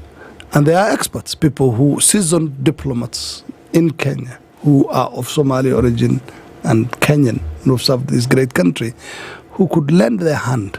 But so far, we've looked at it as a military issue. No, it's not. It's political, it's diplomatic, and also we need to look at the clan nuances of it. So, if we don't have a much more pragmatic and wider view of the problem, and we look at it from the scope of military intervention, and it's not going to work for us. And eventually, what we were trying to escape back in 2011, it's already here with us. I don't want to look at it in the future. It's the threat is on Kenyan soil. We knew this was going to happen because our entry then into Somalia was in reaction to something similar. To something similar. Exactly. And then years later, we're still having the same conversation. Yes. And this has been brought up so many times. What is the exit strategy? Now, the exit strategy, on one hand, is get everybody out. But then when you get everybody out, the economics you're talking about, there is no stability inside. And if there is no stability inside, it will spill over back into the country. So it's a catch-22 situation. What have we done the years between 2011 and today? Well, we've been, among other things, doing training. Built a wall. Which wall? Was it never built? Where is the wall? There was justification for spend of a lot of money to have wall. My constituency has the longest border any constituency has with Somalia. I go there, I visit the place, I've not seen any wall. Okay, so the money that was going towards building that wall didn't happen? It was a small section. Oh, okay. It's a very, very, very small, limited section. It doesn't mean there is a wall between the entire breadth of the border So between the point being, Kenya and Somalia. So the point being that all of the interventions, a lot of interventions over years, and by your own admission, we see very little in terms of actual on the ground evidence of something that is working. And can you be in decades of conflict, and can you be in decades of interventions that bear no ground for us to then see that something is happening? Because we go back to the same situation. The Mandera governor is complaining today. People are complaining. Children are afraid to go to school. Kenya's fighting a war that is not its own and can't seem to get away from it. Yes. As I said before, what have we done in the years between now and 2011? One would imagine that maybe Kenya wants to be in this war. One would imagine maybe Kenya wants to be in this. There is a position whereby... I don't think so. No one wants to be in war in perpetuity. There have been opportunity without number to make a very, very clear stance on the position that Kenya has taken as concerned this conflict. There have been peace negotiations that have taken place headed by Kalonzo Musyoka. There have been many times where individuals, the clans, by your own admission again, who've said, let's come together and have this conversation. But Kenya keeps getting involved in a situation whereby it would look as though a clear cut needs to be made. And I can understand that the business of conflict is brick and mortar, but it's also very delicate in nature, that the things you do today could have a lasting effect on tomorrow. But there seems to be no clear cut. There is no incision that will separate Kenya from this thing. Is it because of the borders alone? Is there more? It's because of how dicey the security situation is that Kenya might be thinking, and here I'm just, groping in the dark. Kenya might be thinking that better the devil you know. You understand? Better the devil you know, in dealing with the individuals and the entities on the other side of the border. But that could be the reason why things are unraveling. I'm talking about how we have approached the whole situation from the beginning, and also disregarded the calls for change. You understand? We want to deal with Mogadishu. We also want to deal with the Jubaland administration. And I don't think we still figured out where you are. I don't think we've figured out where we are. And there's a need for all these three sections. Kenya, which is a neighbor state, which has a huge stake and interest in borderland security. The administration in Jubaland, which needs to assert its authority and reclaim as much land as possible from Al-Shabaab so that we achieve that peace we are looking for. The government in Mogadishu, which feels it has a responsibility over its regions, and, the many pockets of Somalia where there is, so many regional governments, and they want to assert their authority there, but are finding it quite difficult because some of these entities are allied with governments in the region and feel, the government in Mogadishu might not have much to offer them. All this now need to be amalgamated, and we need to come up with a clear policy, first of all, from our end on how to deal with all these moving pieces, and also, at the same time, achieve, that, dream or that objective that we first went into Somalia for. You see, well, Mohammed, when you're having this discussion earlier, you said that these conflict has been seen as though it's just militarily, but now here's a question that you raise in terms of we can use the clans, we can use the elders to walk in, and because they understand each other, these are just the same people. It's only a border that is splitting them. But now, even as that is a way that we're supposed to look at it as leaders from the region. First of all, is this a proposal that is on the table that you've shared with the government in terms of this is what the government stands for? We are from the region. We understand our people better. Perhaps look at these other alternatives that would not come to compete, but would come to reinforce what you're already doing.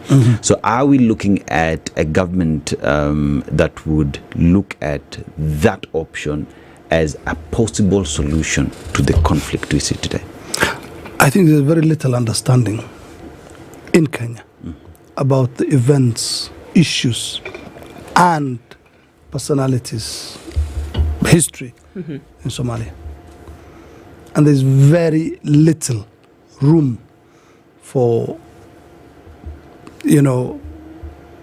advice or, coming in from the outside. It's all, this tunnel vision that we have about this country. There's very little understanding. I'll tell you, there's a better way of dealing with this issue. And we should be more open-minded than we are. That's what I will say. Yes. You earlier said something interesting. You said one of the ways that this can be better be handled, you said there are people from this side who really understand the politics there. Like you're saying, a lot of people don't understand the politics. You say the elders who belong to different clans. No, but sometimes the same clans on the other side. Yes. Do you feel the government utilizes that opportunity then to have key people? This is still diplomacy, but the diplomacy, as we understand, is sending somebody from government to deal with the government from the other side. And all we know about these conversations, the Somali president has been in Kenya numerous times. There have been agreements, there have been conversations, but then when the president goes back, these issues still continue. Do you feel that there is a room that then you can have these elders who may not necessarily work for government, but these are leaders from this side who understand the clan politics, who can then go and arbitrate, go to the other side and have conversations? I mean, it's happened before, and it's worked wonders. The late Yusuf Haji was, a good diplomat in calming the nerves whenever things spiraled inside Somalia. He's been very effective in bringing about peace in the Somali region of Ethiopia. So Kenya can play its diplomatic role in the region and the peacemaker role it has always played using the resources available. Without letting troops or forces into residential areas in bordering towns. That could have been avoided. That could have been avoided if the simmering undercurrent that we've witnessed for months in the Gede region and the conflict that was boiling between Kismayo and Gede region were dealt with and nipped in the bud before they turned into outright hostility. So we had months in which we could have dealt with this. Now it's on our soil. I still see that there is an opportunity to deal with it, but it just depends on how receptive we are to alternative thought. Look, the people living on both sides of the border are cousins. The border is a straight line drawn in between people who belong to the same communities. So people understand each other. They still have near and distant cousins on both sides of the border. Linguistically, they speak the same language. A lot can be achieved by cross-border dialogue. And yes, let's use the military. Let's use our military might against Al-Shabaab because they're not ready to negotiate and we have nothing to negotiate about. Let's use our military might. But when it comes to clan conflicts like the one we are seeing right now, and let's look at the nuances of the conflicts on that side of the border, because ultimately they could have a huge ripple effect on the population on our side of the border. This is how insecurity begins. This is how cross-border conflict, spills over and causes mayhem. So we should not just have this military, a government-to-government approach. Let's also use the resources at our disposal. It's my advice. Have you presented this to the government of Kenya and what's the response? I haven't had the chance. Oh, why? Haven't had the chance. I'm dealing with bread and butter issues of the people of my constituency. But again, I always. But the people of your constituents now are staring at what could be what is a security matter, and one would hope right at the border, yes. This is something that you present to the government and request that they move with speed with regard to that. So the reason I am asking that is to understand what the government of Kenya is doing at the moment to ensure, first of all, that the locals in Mandera are assured of their security and that a solution towards this problem is actually arrived at. So I think there's only one solution to that. You cannot have foreign troops running amok on Kenyan territory. That is, not ideal in any way, shape or form. So first of all, ship out these people. Take them wherever you want. We don't care. Let them return back and maybe even continue fighting. As far as we are concerned, we need peace and tranquility in our country. And so there is a great need, and an urgent one at that, for Kenya to remove the troops. Yes. Yeah. But who are these troops? These are the troops from the Jubaland administration in Kismayo. And then my question then is, yes, how can Kenya not take sides? Because it's siding with Jubaland. It is. These are Jubaland troops in Kenya. KDF and Jubaland work together. And the conversation here is, like you said, understanding the politics. Are you looking for me to say Kenya is taking sides? Is that what you're seeking? Because that seems to be the case. No. I'm just wondering, how can Kenya then not take sides? Because there's this silence, seeming silence. Look, all we're saying as the leadership of Northeastern is, we don't care whose side you take. But we don't want foreign troops on Kenyan soil. But surely it goes a little bit deeper. This is it. It could go a little bit deeper than that. From a residential point of view, and I was coming to the end of the residential point of view, it is scary. We're talking about children who don't go to school. It's beyond scary. Scary is an understatement. There are people who cannot go to markets. Yes, it's dangerous. It's dangerous, right? But imagine a situation where I have a compound and I leave the gate open, or maybe the fence has some holes, and I know very well that people are coming through those holes, but here they are, and the normal operations within my compound cannot carry on. But I don't seem to have a problem with it. That happens, and it's been for 30 years. This fence has had holes in it. Sometimes I leave the gate open. People can come in and do what they want. Every now and then, I even open my door and I invite them into the house for tea. And then I tell them, oh, actually, you know what? You can't come in for tea often, but you can play in the compound. The fence still has holes. The gate is wide open. Do you visit your neighbors? Do you visit your neighbors? No. How do you think? And do you see how they're dealing with their fence and Mohammed, porous gates? If I have this compound and there are people who come into this fence all the time, does it really look as though I, the owner of the compound, is not welcoming these guys to come in whenever they want? Doesn't it look like that? Choices have consequences. Perception in conflict is very, very critical. Yes. That's what it looks like. You're right. But as I was saying, you're seeing your weak gate and the porous fence and all that. How are your neighbors dealing with it? They're kicking them out. Exactly. Yeah. And that's how it is supposed to be. Wajir South constituency, the Member of Parliament is Mohammed Ado. He's been here with us this morning. This conflict still going on, but necessary for us to have it in the open with these conversations. Asante sana for being here. Thank you. Good morning, 8 a.m.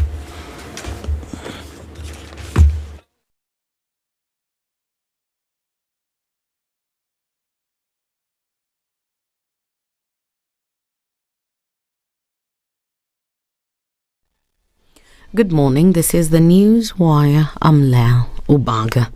Families who lost their loved ones in the Kwabinzaro and Shakahola tragedies in Kilifi County are demanding government compensation similar to that offered to victims of protest violence.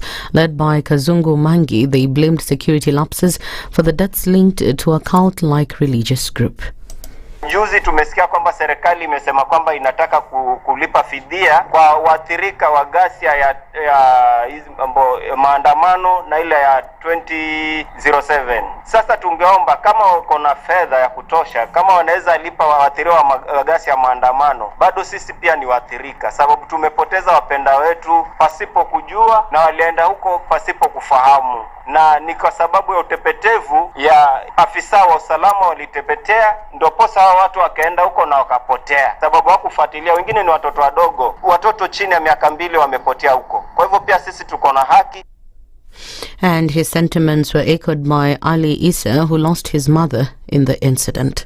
wewe kijana lazima sasa mko wengi na mnataka kuhusishwa katika mipangilio, basi chukueni kura. Ni jambo la muhimu kwamba badala ya kukaa maskani, muende mchukue kadi za kura, ndio sasa tuwe tayari. Wakati kuna mnataka uongozi, mnasema hawa hatutaki hawa, hatutaki hawa na hatutaki. Ombi langu ni kwamba vijana muende mchukue kadi zenu za kura. Mkishachukua sasa mnaweza kuja kushindana. Mnashindana na wale wazee. Si mnasema wazee wakati mwingine maneno yanakuwa namna hiyo. Wachaneni na sasa nyinyi mjipange na mnajipanga mkiwa na kura.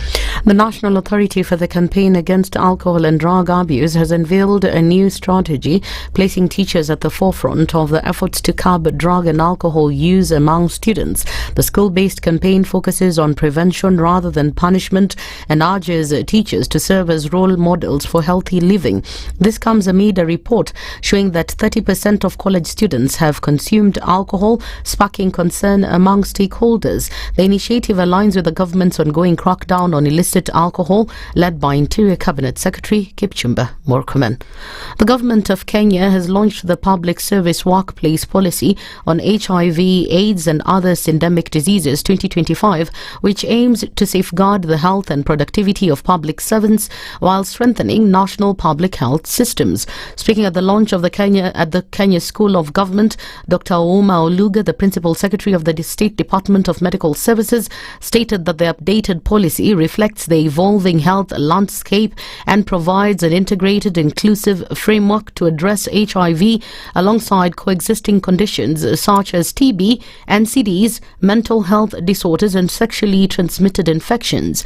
Kenya has made significant progress in its HIV response, with 98% of people who test positive linked to care, new infections reduced by 83% and AIDS-related deaths down by 65% over the past decade. However, Dr. Oluga highlighted that syndemic interactions continue to drive stigma, absenteeism and economic strain within the public service, underscoring the need for the integration of prevention and treatment services. Despite 10 million acres of maize being planted annually, only 40 million of the 100 million kilograms of required maize seed are certified, highlighting widespread use of substandard seeds. Speaking in Trans Nzoia County, ADC Director General Dr. Wilson Tanui called on the government to involve local administrators in promoting the use of professionally produced seeds in order to boost maize yields. And then security. I'm one of those who are affected every year because of small theft here and there. Tusione hii mbegu kama ni mahindi tu. This is about food security. Seed maize is not just any other maize. It is about food security. So I want to appeal to all of us. If you see anybody taking maize from the field, please, we want you to report that. He also urged the public to report suspected theft of maize seeds from ADC farms. Ile kitu ningeomba tu Kenya hii short rains and long rains inapandwa kama 10 million acres ya mahindi. That means it requires 100 million kilos of seed. But ukiona ile uptake, it is not more than 40 million. So that means iko wakulima bado wanatumia mbegu ambaye sio mbegu, haijakuwa certified. Hata kama ni kutumia one government approach, kutumia hata provincial administration, kueleza wakulima kwamba iko mbegu yenye imethibitishwa na ukitumia hiyo mbegu yield inapatikana. Hiyo ndio kitu yenye imebaki, because hakuna haja tuwe na Kenya seed wakwe na mbegu mingi na mbegu ibaki kwa store. Remember to enjoy the EPL matches on our radio stations, that is SpiceFM, Veru Radio and Radio Maisha. That's the news wire. I'm Lea Ubaga.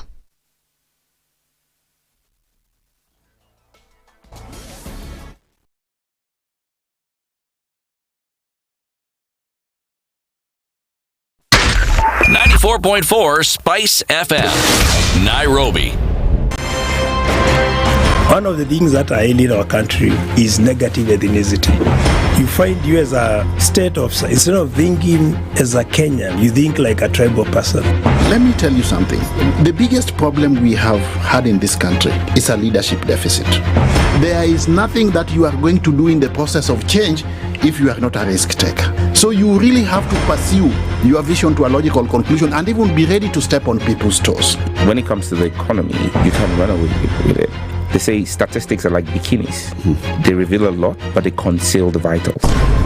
And so government people would throw statistics at you and tell you they're revealing a lot of information to you, but it's really concealing the real vitals. We need to get out of that, because when we want to grow our democracy, one basic thing that really requires to be understood by the political class, by all of us, is institutions are critical. This is the Situation Room, the only way to start your day. Good morning, and I love your show. Thank you. Having come from a Kikuyu radio background, I migrated to Spice because of the content. I was born in a slum, but somehow I got a break in life. So sometimes when you see the sweating coming out because of the passion and whatever it is, behind the noise, there are people, and we share the same umbilical cord. It shouldn't be like that. I am so disappointed. We used to tell Honorable Raila Amolo Odinga that he's doing politics of conmanship, and even President Uhuru Kenyatta, serikali hii ndio iko na conmanship ya hali ya juu. You cannot promise people that you reduce tax, then you double.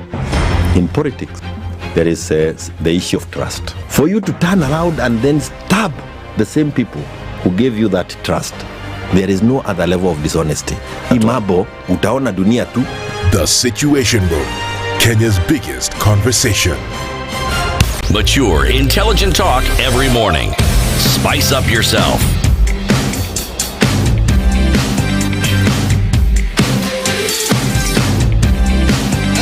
Mornings done right. 94.4 Spice FM, Nairobi. I'm not taking anything back. I'm just, moving forward. It's actually 9 o'clock. It's 9:08, and this is the Situation Room, Kenya's biggest conversation. Getting into it this morning, Dennis, Aseto, Okoh, and Dennis Okari with you this morning. And as we get into a conversation, a critical one, not that any of the ones that we have are not, but this is one that is actually affecting pillars of society and foundation. We'll get into that in just a minute with our guest who joins us in a short while.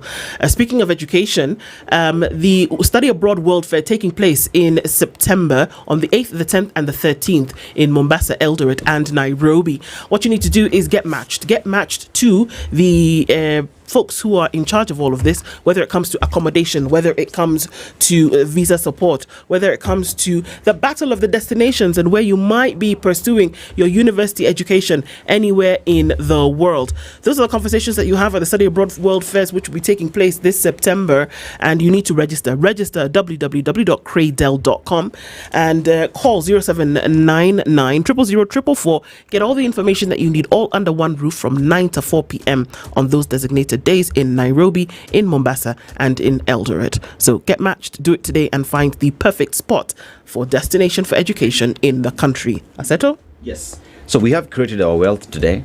We have ensured it's secure, but what's the next step? The next step is the legacy that you leave behind. What you leave for your children, what you leave for those who are close to you.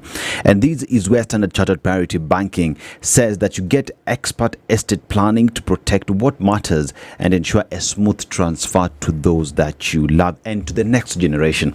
Now, in a world of constant change, their team will help you stay prepared, not just reactive. This is about being intentional. It's about lasting wealth built on trust, strategy, and values. Now, begin your journey today by emailing wealth.ke@sc.com, because Standard Chartered Priority Banking, your time for wealth is now. Indeed, it is. And joining us in our conversation this morning, he leads the USAWA agenda. Dr. Emmanuel Manyasa is with us this morning. Good to have you, Dr. Good morning. Good morning. Thank you for inviting me. Well, thank you for coming. Vital for us to have this conversation this morning, as it is vital for us to continue with it into the coming months, and as we have over the last few. But before we get into it this morning, Dennis is going to tell you where we are this year, this day. This day in this year. Okay. Yes. Today we are in Morocco, a beautiful country, and it's one country that recognized United States in 1777. An old country that one would talk about, the oldest monarchy in the world. And the economy is being pushed by tourism, and they export a lot of phosphate that even us in Kenya use when it comes to matters to do with agriculture. Their cuisine, Okari says, wants to go there to just eat their food. When he goes there, couscous is one of the meals that is on the table, including some very sumptuous meat that they do have there and spices as well. But let's go to the proverb today. Whoever has parents has wings. Whoever has parents has wings. How would you interpret that?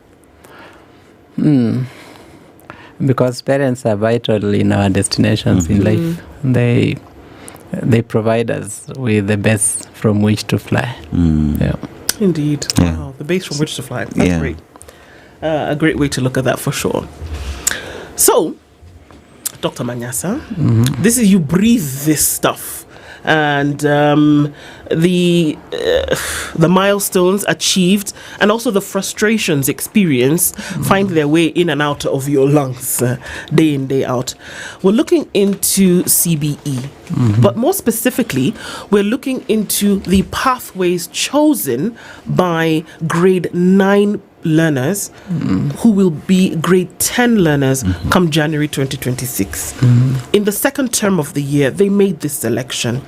That means now that the schools themselves will be categorized as STEM schools, humanities school, art schools. You cannot choose a humanities pathway and then attend a STEM school. So far, I am assuming. Maybe you can correct me as we go ahead. But now, as we are seeing, we are hearing that a crisis is looming in the countdown to grade 10 intake. Barely 5 months before grade 9 learners join grade 10. And remember, these the poor souls are the guinea pigs of this system. They started out as grade 3 learners. 6 years down the line, we are still gambling with them. They will join grade 10 in January. But the process is descending into confusion as it stumbles from one crisis to another.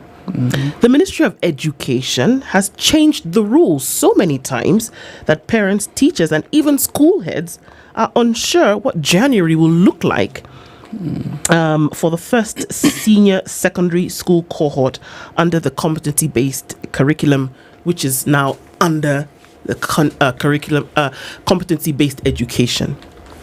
In just 8 months, the ministry under the leadership of Cabinet Secretary Julius Ogamba has made and reversed key decisions on the number of subjects to be taught, which ones are compulsory, and how schools now are categorized. At the same time, students snubbed thousands of senior schools in the recently concluded selection exercise as they fight for admission at top institutions. So what we see is already happening, whereby they said, okay, STEM school, these are the ones that we are going to pick. Some schools were not selected at all.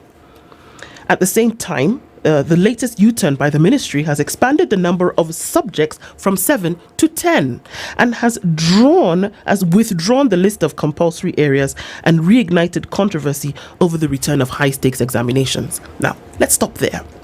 Because this education was supposed to be wholesome in nature, and it was supposed to take away the reliance on examinations and insist on competency or wholesome education, whereby you know the stuff as opposed to learn the stuff to pass an exam. Now, with all of these things happening at the same time, we want to take an outlook today and say, okay, what needs to happen to make this thing run smoothly before we take these poor guinea pigs and put them back into this system again come January 2026? A lot needs to happen. But one of the things that need to happen is for us to acknowledge where we are at and accept that there are schools which are not ready. And if we accept that there are schools which are not ready, then to me, I think everything else in the Ministry of Education need to stop and refocus on making the schools that are not ready to admit learners in January. Why am I saying that there are schools which are not ready? As per the ministry's own admission, over 3,000 schools were not selected by anyone to join them as senior school.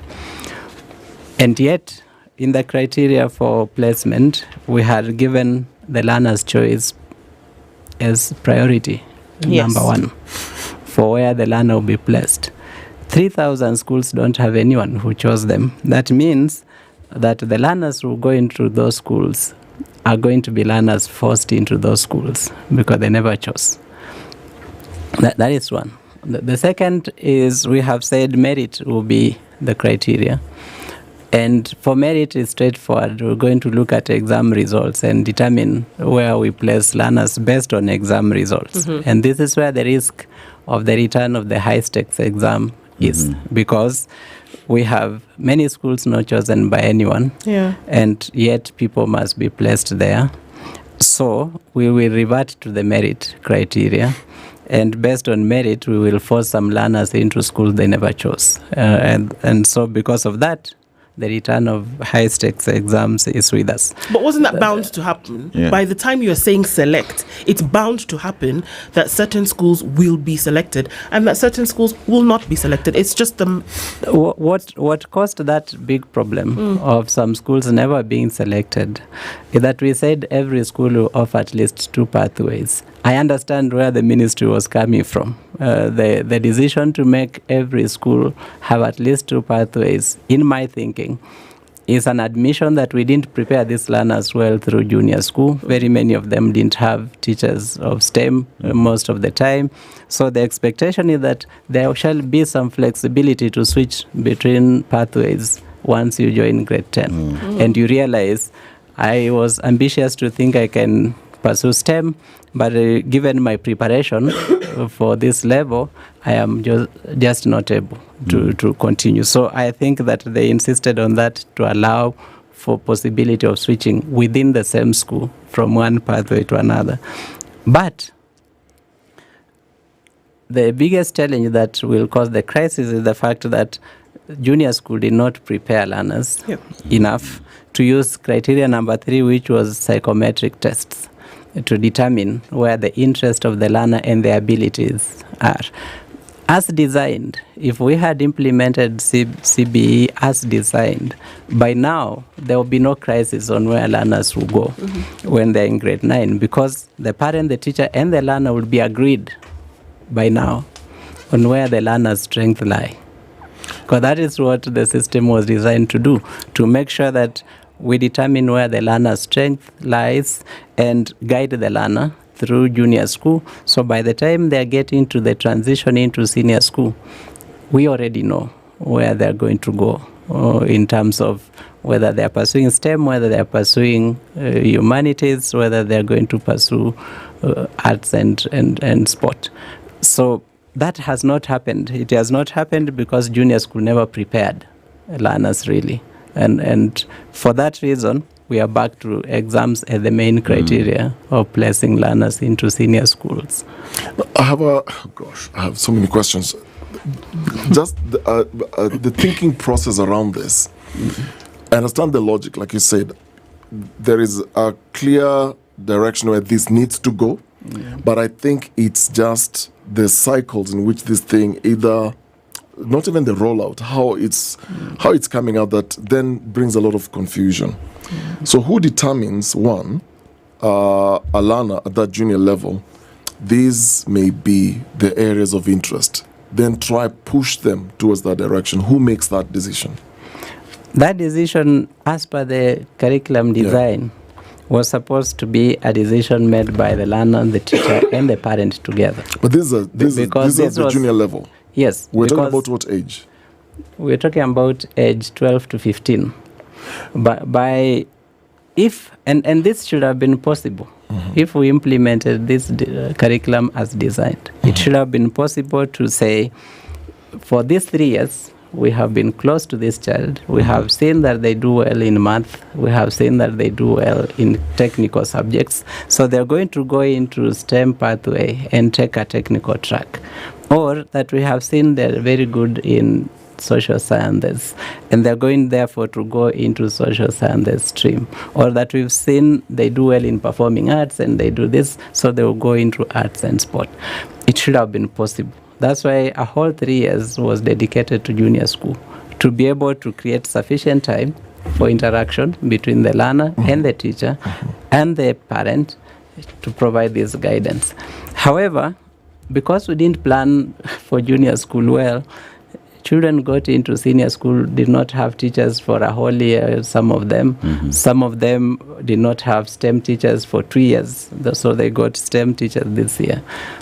And that makes then that possibility throw that possibility out of the window. That the teachers and the parent have learned the learner enough to guide that learner. It almost feels like a terrible experimentation because the cost. It's not like you see. This is the very formative years of this child growing up, going through an education system. When we were in our 844, if you skipped just one term, the repercussions will be evident in your final exams, for example. But then beyond that, it will be what then you missed, and that's why we had a situation where students then would repeat a class. In this current in these conversations, there is nothing like repeat. It's keep moving. So if we mess this we mess with the education of these children at this stage, how are we going to push them to the next level if they've already missed all this? One, schools are not very well prepared. Teachers have said they're also not very well prepared. And parents are also not very well prepared. Children don't even know which direction to go. How does this look in the next coming years for the life of these children? How does it look? That is my biggest concern, and that's why I'm saying if I were to make the decision, everything else in the Ministry of Education will stop to make sure schools are ready for these learners come January, so that there is room to try and remedy some of the mistakes that we have made in the lives of this pioneer class. We have made mistakes by not preparing teachers in good time. When this transition was happening, and I was talking to some of the people who are making decisions then, they kept saying, teachers are just teachers. All they need is a weekend of reorientation. The term was reorientation. Truth is, the content was new, the approach was new, and the teachers needed to be trained, and they didn't do a good job of preparing teachers to implement the new curriculum. So we have grappled from one crisis to another because the original implementers of this system just threw everyone into the deep end of the swimming pool in their suits, and you have to try to swim in that state. So original mistakes are still haunting us, and I think that we are also making a few more mistakes which are augmenting the original mistakes that we shouldn't be making at this point in time. So for instance, I didn't believe that all the secondary schools we have are capable of offering STEM. So we should have allowed that there are some single pathway schools. The small sub-county schools that we have now renamed as Cluster 3 should just have been one pathway schools that will only offer humanities and social sciences. Because the gap in terms of being ready to offer STEM is so wide that I don't think there are enough resources and time to make those schools ready by January. And in countries where this has actually worked, the rollout in phases, one of the key and most important things is first training. Then the second thing is building capacity, infrastructure. If you are then enrolling these students and they're pushing them into this space where it's just a classroom, it's just 4 walls, a desk and a chair. So it's humanities, it could be science, whatever it is. Then you're not facilitating the tools that they need then to further and continue these studies. Are we getting our priorities wrong? Because it almost feels like there is a push to just get this system out. Then we'll figure things out as we move along. The biggest problem in Kenya is that we have had very erratic decision making at important points in time. We had very erratic decision making at the point of rolling out CBE. And at that point, I think it was politics. Anyone who said we are not ready was seen as an enemy of the establishment instead of being listened to understand. And the implementers didn't even need to listen to anyone else. They knew the stages of curriculum, new curriculum implementation, they knew. but chose to skip some of important stages so that they can be able to be seen as efficient, rolling out things at an unprecedented pace. That was unimportant and unhelpful to anyone. Doctor, you look at the education CBE at the moment as we speak, and there is the problem with the students and them not being prepared enough for the next class. Their teachers are not there. We know there's a deficit, especially on science teachers. That is a problem that does exist. But yesterday, there's an article that I read that spoke to the differences and differentiation in terms of preferential treatment among teachers themselves. That STEM teachers feel as though they are more important than the social sciences teachers. And does that exist and goes further to affect the students as they go through this entire system? So in terms of dealing with this problem that there has been talk in terms of what we need to do, what we ought not to do, but no one is picking this information and implementing it to see that this CBE gets to work. But that notwithstanding, these kids will still go to the next class. Yeah. But now question is, what exactly are we looking at after they graduate at the end of it all? If we understood that these kids, regardless of what we do to them, are the future of Kenya, they will be the ones occupying the desks we are occupying now. They will be the ones treating us in hospitals. They will be the ones running the economy. If we understood that, we would actually pause our other interests of looking successful on the surface when actually beneath there's a festering wound that we are refusing to cure, and focus on how we make sure that these kids learn. Because right now, everyone charged with any responsibility wants to be seen as succeeding, whether they are succeeding or not, and not focusing on the key problem. The key problem is that we have not prepared our school system for this transition. That would have required that we stop many other things and channel resources to making this school system ready for this transition. Right now, we haven't trained secondary school teachers who are going to be receiving these learners. So we're going to tell these teachers over December, you sacrifice your December holiday come for two for 2 weeks training, and you'll be ready to teach come January. We need to look at these stories in the paper again yesterday about the math in grade 9 being too much for the kids. This is something I'd been saying for a very long time. When people are telling me primary school teachers are going to teach junior school, I told them, have you looked at the curriculum designs? The curriculum designs show most of the content in junior school is secondary school content. It's not going to be taught by P1 teachers. P1 teachers, yeah. And they kept arguing. And now we are here saying the content is too much. Why are we realizing now? It has been in the designs for a while. Why are we realizing now? But the fundamental shift that we are talking about, and I want to just focus on this particular class, because we've really done them an injustice over the last 6 years. We started this without piloting the thing, and they were the students that we threw into this.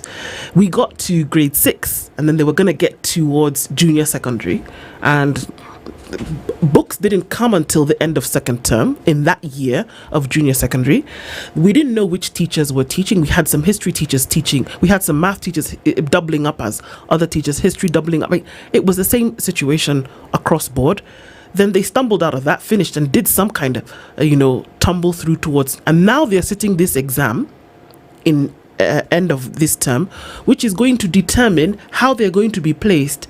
We've gone through 3 years of junior secondary school, many would argue, having learnt at the very minimal basis, because the runners of the whole system really had no idea what was going on. And I think we can be, honest enough to say that we really didn't know our finger from our nose at that point in terms of what was happening. But for some reason, like Dennis says, Bora Maliza, see, you finished and October has come and you've written an exam. And the next day you go to grade 10. I mean, for crying out loud. And I guess you're right. When will they see, regardless of what happens, that these are the children who will come out on the other side of it, will be the ones who will hold the country together? If we understood that, then we would be serious about the input at this point. But let's go into the nitty-gritty. Even when they were making the selection of the pathways that they will take, what kind of guidance was being given to them? Did they really understand that this is what it meant? And remember, the ministry was clear. Once you choose a pathway, that is where you stay. I still think that there will be an opportunity to switch those pathways. I still think. For the reason that... The same reason why they made math compulsory and then non-compulsory, and then now we're going back to compulsory? I didn't understand that hulabalo about making math compulsory and everyone saying how it was important that you pass math. The math these kids have learned up to Form 3, up to grade 9, is sufficient to take anyone who is not going to take a science pathway through life. Is sufficient. I did not understand why the ministry flip-flopped on that one, because there was noise by a crowd, most of whom did not pass math themselves. Wow. saying these kids must do math. I did not understand that. The ministry should have stuck firm and said math is compulsory up to grade 9. After that, if you ask me, you don't need it. Yeah, because majority of the people speaking out here did not do math beyond Form 4. Did not. And many who attempted got the grade they will never want to talk about. Because essentially grade 10, sorry, just to look at the grades where we are, because if you're making that comparison, Dr. Manyasa, is that grade 10 essentially is replacing what is Form 2. Yeah, but so that is if we count the years. If we look at the content. Yeah. If you look at the content, the math these kids have learned up to grade 9 is sufficient for someone who is not going to take a STEM pathway. And what the ministry forgot is that when it is flip-flopping on that, just saying math will be compulsory has a cost. Because it means the number of math teachers to be available for senior school has been impacted. It has a cost. That simple statement of saying it will now be compulsory has a cost. Cost for which we do not necessarily need to meet, because they are saying it will be compulsory but not examined. Who doesn't know that whatever is not examined is never taught? Who doesn't know that? Whatever is not examined in our school system is never taught. But we also have some cases where there are things that are examined that have not been taught. Dr. Manyasa. We have those. I experienced that when I was in high school with a biology teacher who didn't teach us even though we were going to be examined. But whatever is not examined is normally not taught. So when we say it will be compulsory but not examined, I think we are saying we have time and resources to waste when we shouldn't be having, because the system is facing severe resource constraint. So, Dr. You look at the curriculum that we have right now, CBE, and you look at 844, and everything that is happening with the implementation of CBE has been nothing but a failure, sorry to say. It has not delivered what was intended, because here we look at the U-turn by the ministry has expanded the number of subjects from 7 to 10, redrawn the list of compulsory areas, and reignited controversy over the return of high-stakes examination. We're pretty much just going back to 844 without saying we are going back to examining students at the end of it all. And if someone just sits back, the implementation of CBE and introducing it into the education in the country, was it well thought out, or was this just another decision to say we are working on the education in the country? Because so far nothing shows that it was well thought out.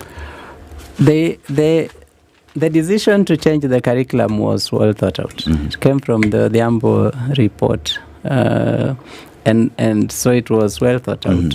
The initial stages were well executed. There was a needs assessment, there was a pilot, those initial stages were well thought out and well executed. We lost it when we decided to rush into implementation before we had even developed a costed implementation plan that says this is the kind of resources we will require at each level. To enable those who are going to be resourcing the implementation to plan. Because if you're going to build, you get a bill of quantities that tells you need this much to make the foundation, you need this much to make the walls, to make the roofs, and then the finishing inside. You get that to enable you to plan resourcing the construction. We started implementation without a costed implementation plan that will enable planning for resourcing. So now we are waking up at every stage and finding we need this much. And so let's try to find it. And by the time we find it, the learners have lost half a year. Yeah, and that is where the problem is. So shall we look at some numbers? We did them in the morning. It might be interesting for you to know what some of these numbers are. Okay. Because even with this education, whereby it looks as though, we're walking in the forward direction, but we're actually, taking many steps back. Schools are sending students home in this current term because they've not been able to receive money for them. Now, 2025 capitation for 3,280,182 learners. That is what capitation is supposed to take care of. Now, in term 1, 50% is supposed to be paid, as you know. In term 2, 30% is supposed to be paid. And in term 3, 20%, making a total of 100% is supposed to be paid. Now, expected per learner in term 1 is 11,122 shillings. What was paid was 8,818. This is on public record. There's a balance from term 1, which ended in April, of 2,304 shillings, leaving the total undisbursed money for term 1 at 7,557,539,328. That's just term 1. In term 2, at 30%, the amount every learner should receive in capitation going to the schools is 6,673 shillings. What was paid out was 3,471 shillings, leaving a balance of 3,202 shillings. So in term 2, a total undisbursed was 10,503,142,764 shillings. Let's go to term 3, where the numbers are looking even worse. The amount at 20% to be received per capita for each student is 4,449 shillings. How much do you think that amount was paid for term 3? 0. So, the amount owed, and we're already 1 week into the term, so we've got 8 left. 9,955 is the balance owed in term 3, coming to a total of 4,449, coming to a total of 14,593,529,718 shillings. Now, if you want to put it all and consolidate that, 22,244 is the amount for capitation. 12,889 is the amount that has been paid. 9,955 shillings is the balance that is owed for the year, giving a total of 32,654,211,810 shillings. Now, I'm doing this because you've just come from saying, Dr. Manyasa, that if we put the resources behind some of these things that are supposed to be done, we might see different results. 32 billion shillings is what is owed this year for capitation. This is so that students can go to school. If we can't even get them to go to school, do you really think that we're going to have schools prepared in terms of the pathways they should take? And then what is the end result that is going to come about? Sometimes I get the sense that this country politics too much with basically everything. So even things that are basic, we are playing cheap politics with them. And we are compromising the future of the country, to be honest.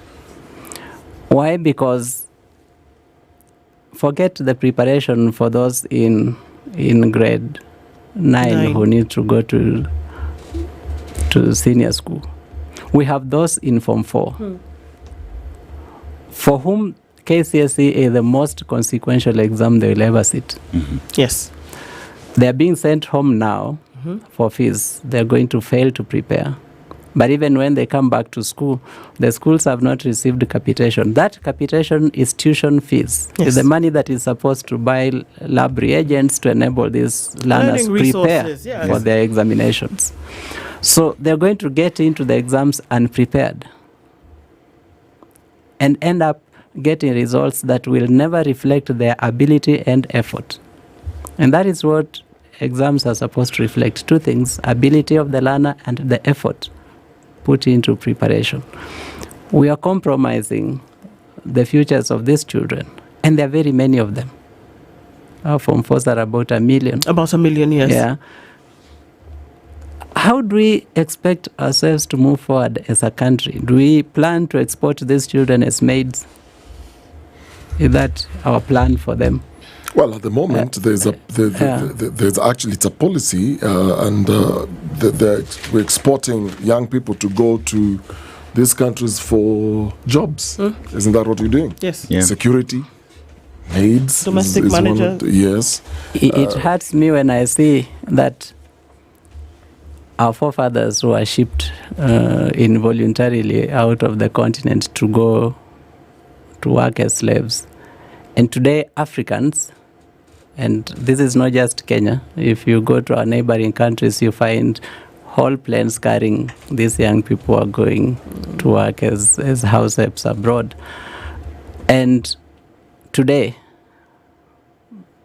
this generation of Kenyans is exporting our young people voluntarily because we have failed to create opportunities for them to stay and build their countries.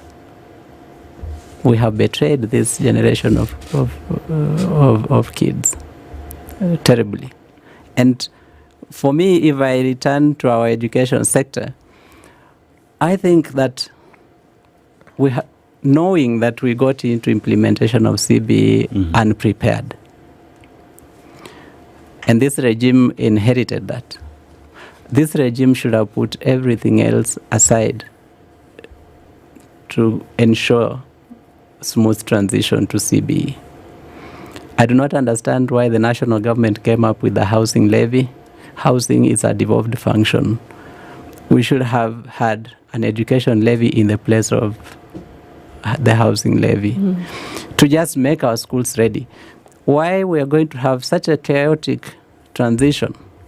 It's because everyone will want to go to a cluster 1 school. Yeah.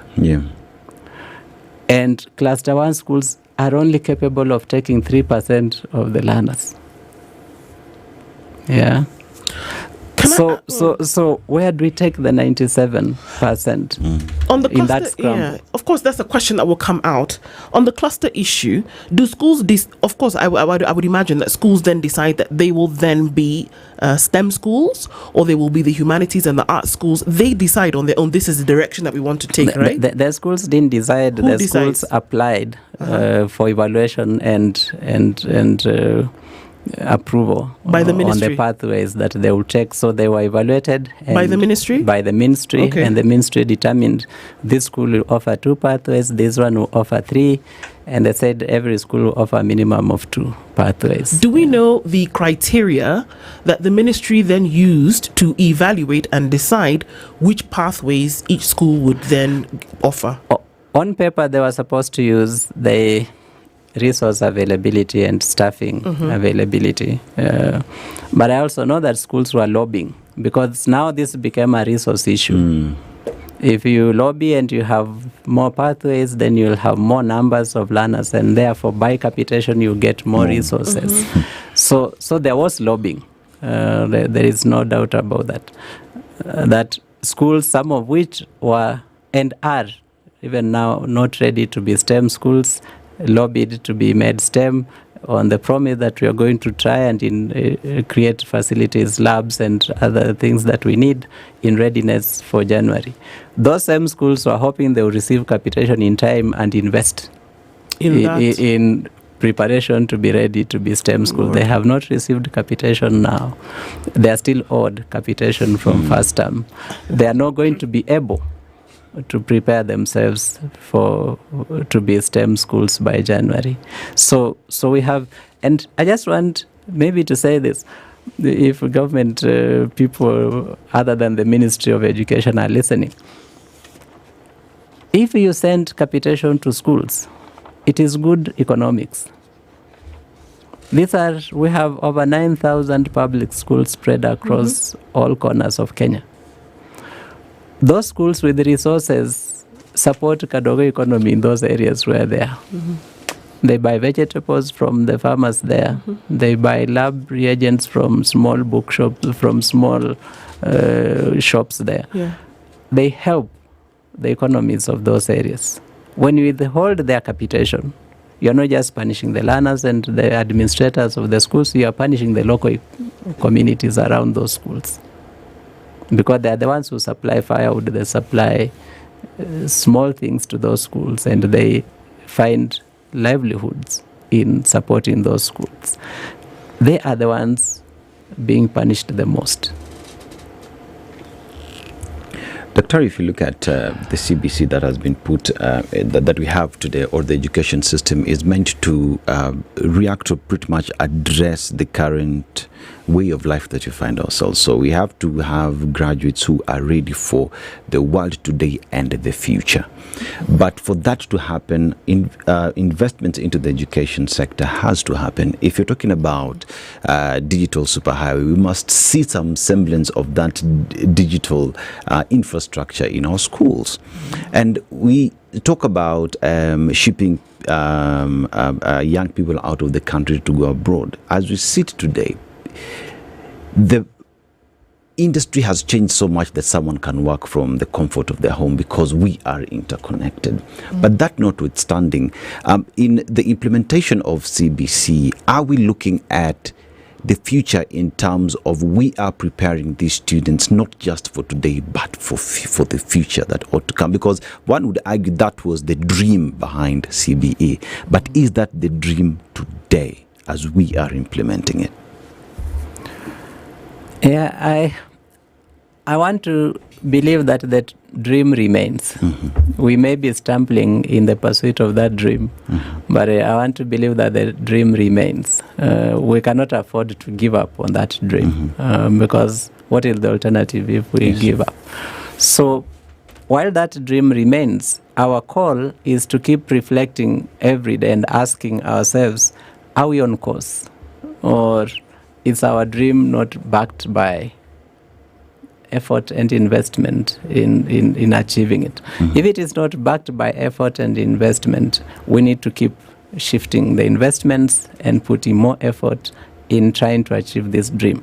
Because Africa is considered a youthful continent. Everyone knows that Africa could potentially reap demographic dividends from our youthful population. But we also know that there's a flip side to it, that if we don't invest in this youthful generation, then we might get a demographic curse where everything implodes. And that is not a path, I believe, as a country we want to go. We want to make sure that we are preparing the young people to be fruitful, beneficial to the country so that we can reap the demographic dividends. What are the fundamentals that must be addressed now if we are to save the CBA? We need to, between now and January, have a Marshall Plan to upgrade the many Cluster 3 schools that in my view are not ready, especially to be STEM schools, to be able to be ready to be STEM schools. We need to be radical and say we might need to merge some schools and maybe close some. Part of the reason we have over 3,000 schools that no one chose is because they are small schools with 2-3 teachers, 100 learners. So when you take your child there, the child is basically going there to grow. Right. What has been happening is that those schools have been producing the grade E's and the grade D's, and since nothing fundamental has happened in them, they will just continue to do the same with the CB learners.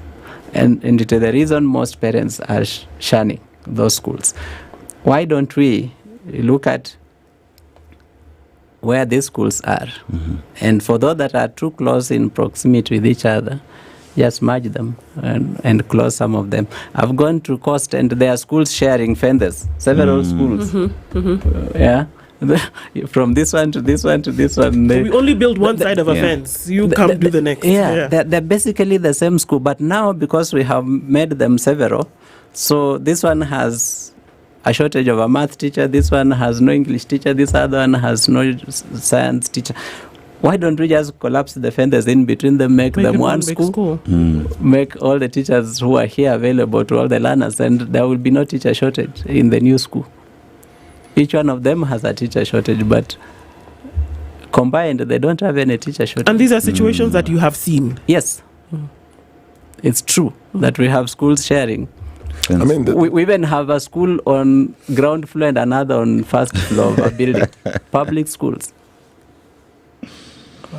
Each one of them with a school head instead of both having one school head. There's been a school in Dandora that I went to where there's an additional classroom that was added on top of this structure, and apparently costed millions to set it up. It is just a structure. Then I asked the teacher, how are these children going to go up there? Because you look at even the safety of children getting into that class, yet you're pushing this syllabus, you're pushing CBE. And my question, because you've talked about those schools that you've given the classic case of the coast, is there a danger that then we're going to lock learners, especially from either poor families or from those very less privileged areas in this country, and you're going to judge them the same level playing field with the rest that, for example, have labs, for example, have good infrastructure, but you have somebody deep in Turkana, in Lodwar, and some even here in Nairobi, who are not at the same level, yet you're pushing this same standard. Is there a danger that there are a lot of learners who are going to be locked out into some low-paying technical careers eventually? As with our agenda, we are pushing for something called education justice. And we consider just education a state where society affords for all its children access to the quality of education that a wise parent desires for his or her own children. So that if we attain that kind of state, then we know that two things will happen.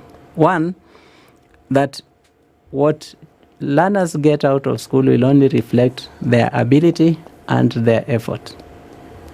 So when we use that education to place them in society, we are sure that we are getting the best in the best positions. We are not getting those who could afford. We are getting the best. And as a society, we reap benefits in two ways. One, we create more stable societies because, and let me paint this picture for you. You grew up with some people in the village whom you left there, and today when you go back to the village, you give them casual jobs to help you with this and that. If you are in the same class with that person and you performed well, they either dropped out because they didn't want to stay in school or they were struggling to stay in school and ended up dropping out. When you give them that casual job, they appreciate. They see you as helping them. But if you are in class with someone who was the one helping you pass math and English, and for the reason that you could afford to pay and go to good schools, you continued, but they were forced to drop out because they couldn't pay, how do you give them that casual job? Can't. Difficult. What do you think goes through their mind when you give them that casual job and they know they were better than you, and the only reason now you are the one giving them the job is because you could afford? They end up feeling that those were privileged and the others were not. Yeah, so it's a question of equity. It creates tension in society and threatens stability. What metrics do you think you can use then to qualify that, okay, look, we have CBE with all its challenges and everything. Let's look at the career pathways. Are they working or not? What are the metrics that you would then use to measure whether this thing is working? We are yet to get into those pathways. We'll get into them next year. So in the meantime, we're just raising alarm on areas where we feel there is inadequate preparation to implement those pathways, so that we can be able to make sure when learners are enrolled in them that they actually work. As it is now, there are schools that are capable of providing the different pathways, and we know that learners who go to those schools will be able to benefit from being there. There are schools that are not capable of offering some of the pathways that they have lobbied to be included in because they wanted resources. Those schools need to be made ready. If they are not made ready, the learners who go there are going to be trapped into a dark tunnel to nowhere. Let me say a school that has been producing E's and C's in sciences. When you now take a child to learn only sciences, because we have schools that have been managing to produce grade C and grade D plus as an average. Their top student has been getting a C, but this will come from getting a B minus in history, a B in Kiswahili, a B in CRE, and then they get E's in maths, physics, biology, and they get an average of C minus or D plus. If you take someone there to do the sciences only, their mini grade is E. It's more like in our system, how we were told, okay, these are the subjects you're going to do, is the stream. When you are getting to the registration point, wewe enda Nyati, wewe ni Simba, wewe Kifaru. So Kifaru, by the time you get into Form 3, for me personally, I ended up doing physics, chemistry, biology. I did all the sciences plus mathematics. I hated physics. I was good in biology. But there are subjects that actually were pulling me down, and they were not areas of my interest. But because where you've been registered, you've been told this is now what you're going to do, eventually it affects your mean score.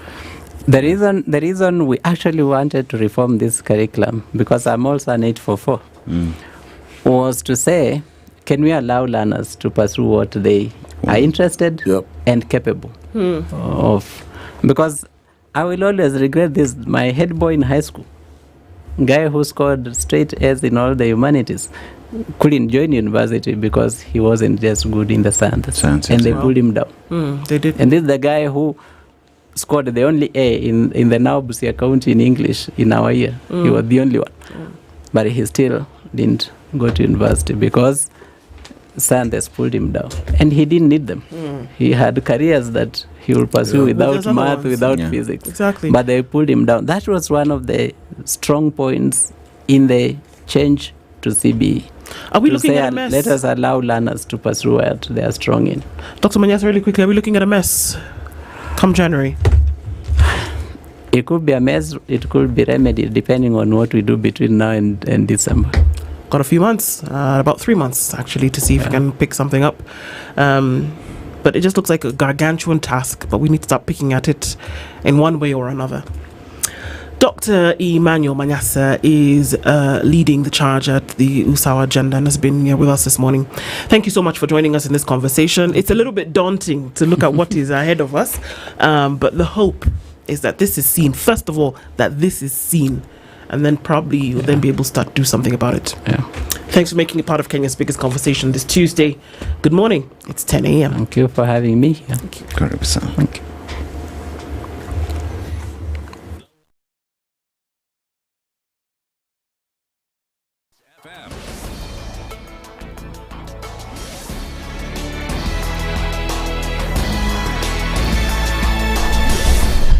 Good morning. This is the News Wire. I'm Lea Ubaga. Police, in collaboration with the Children Department, are searching for the parents of a child aged 5 months who was deserted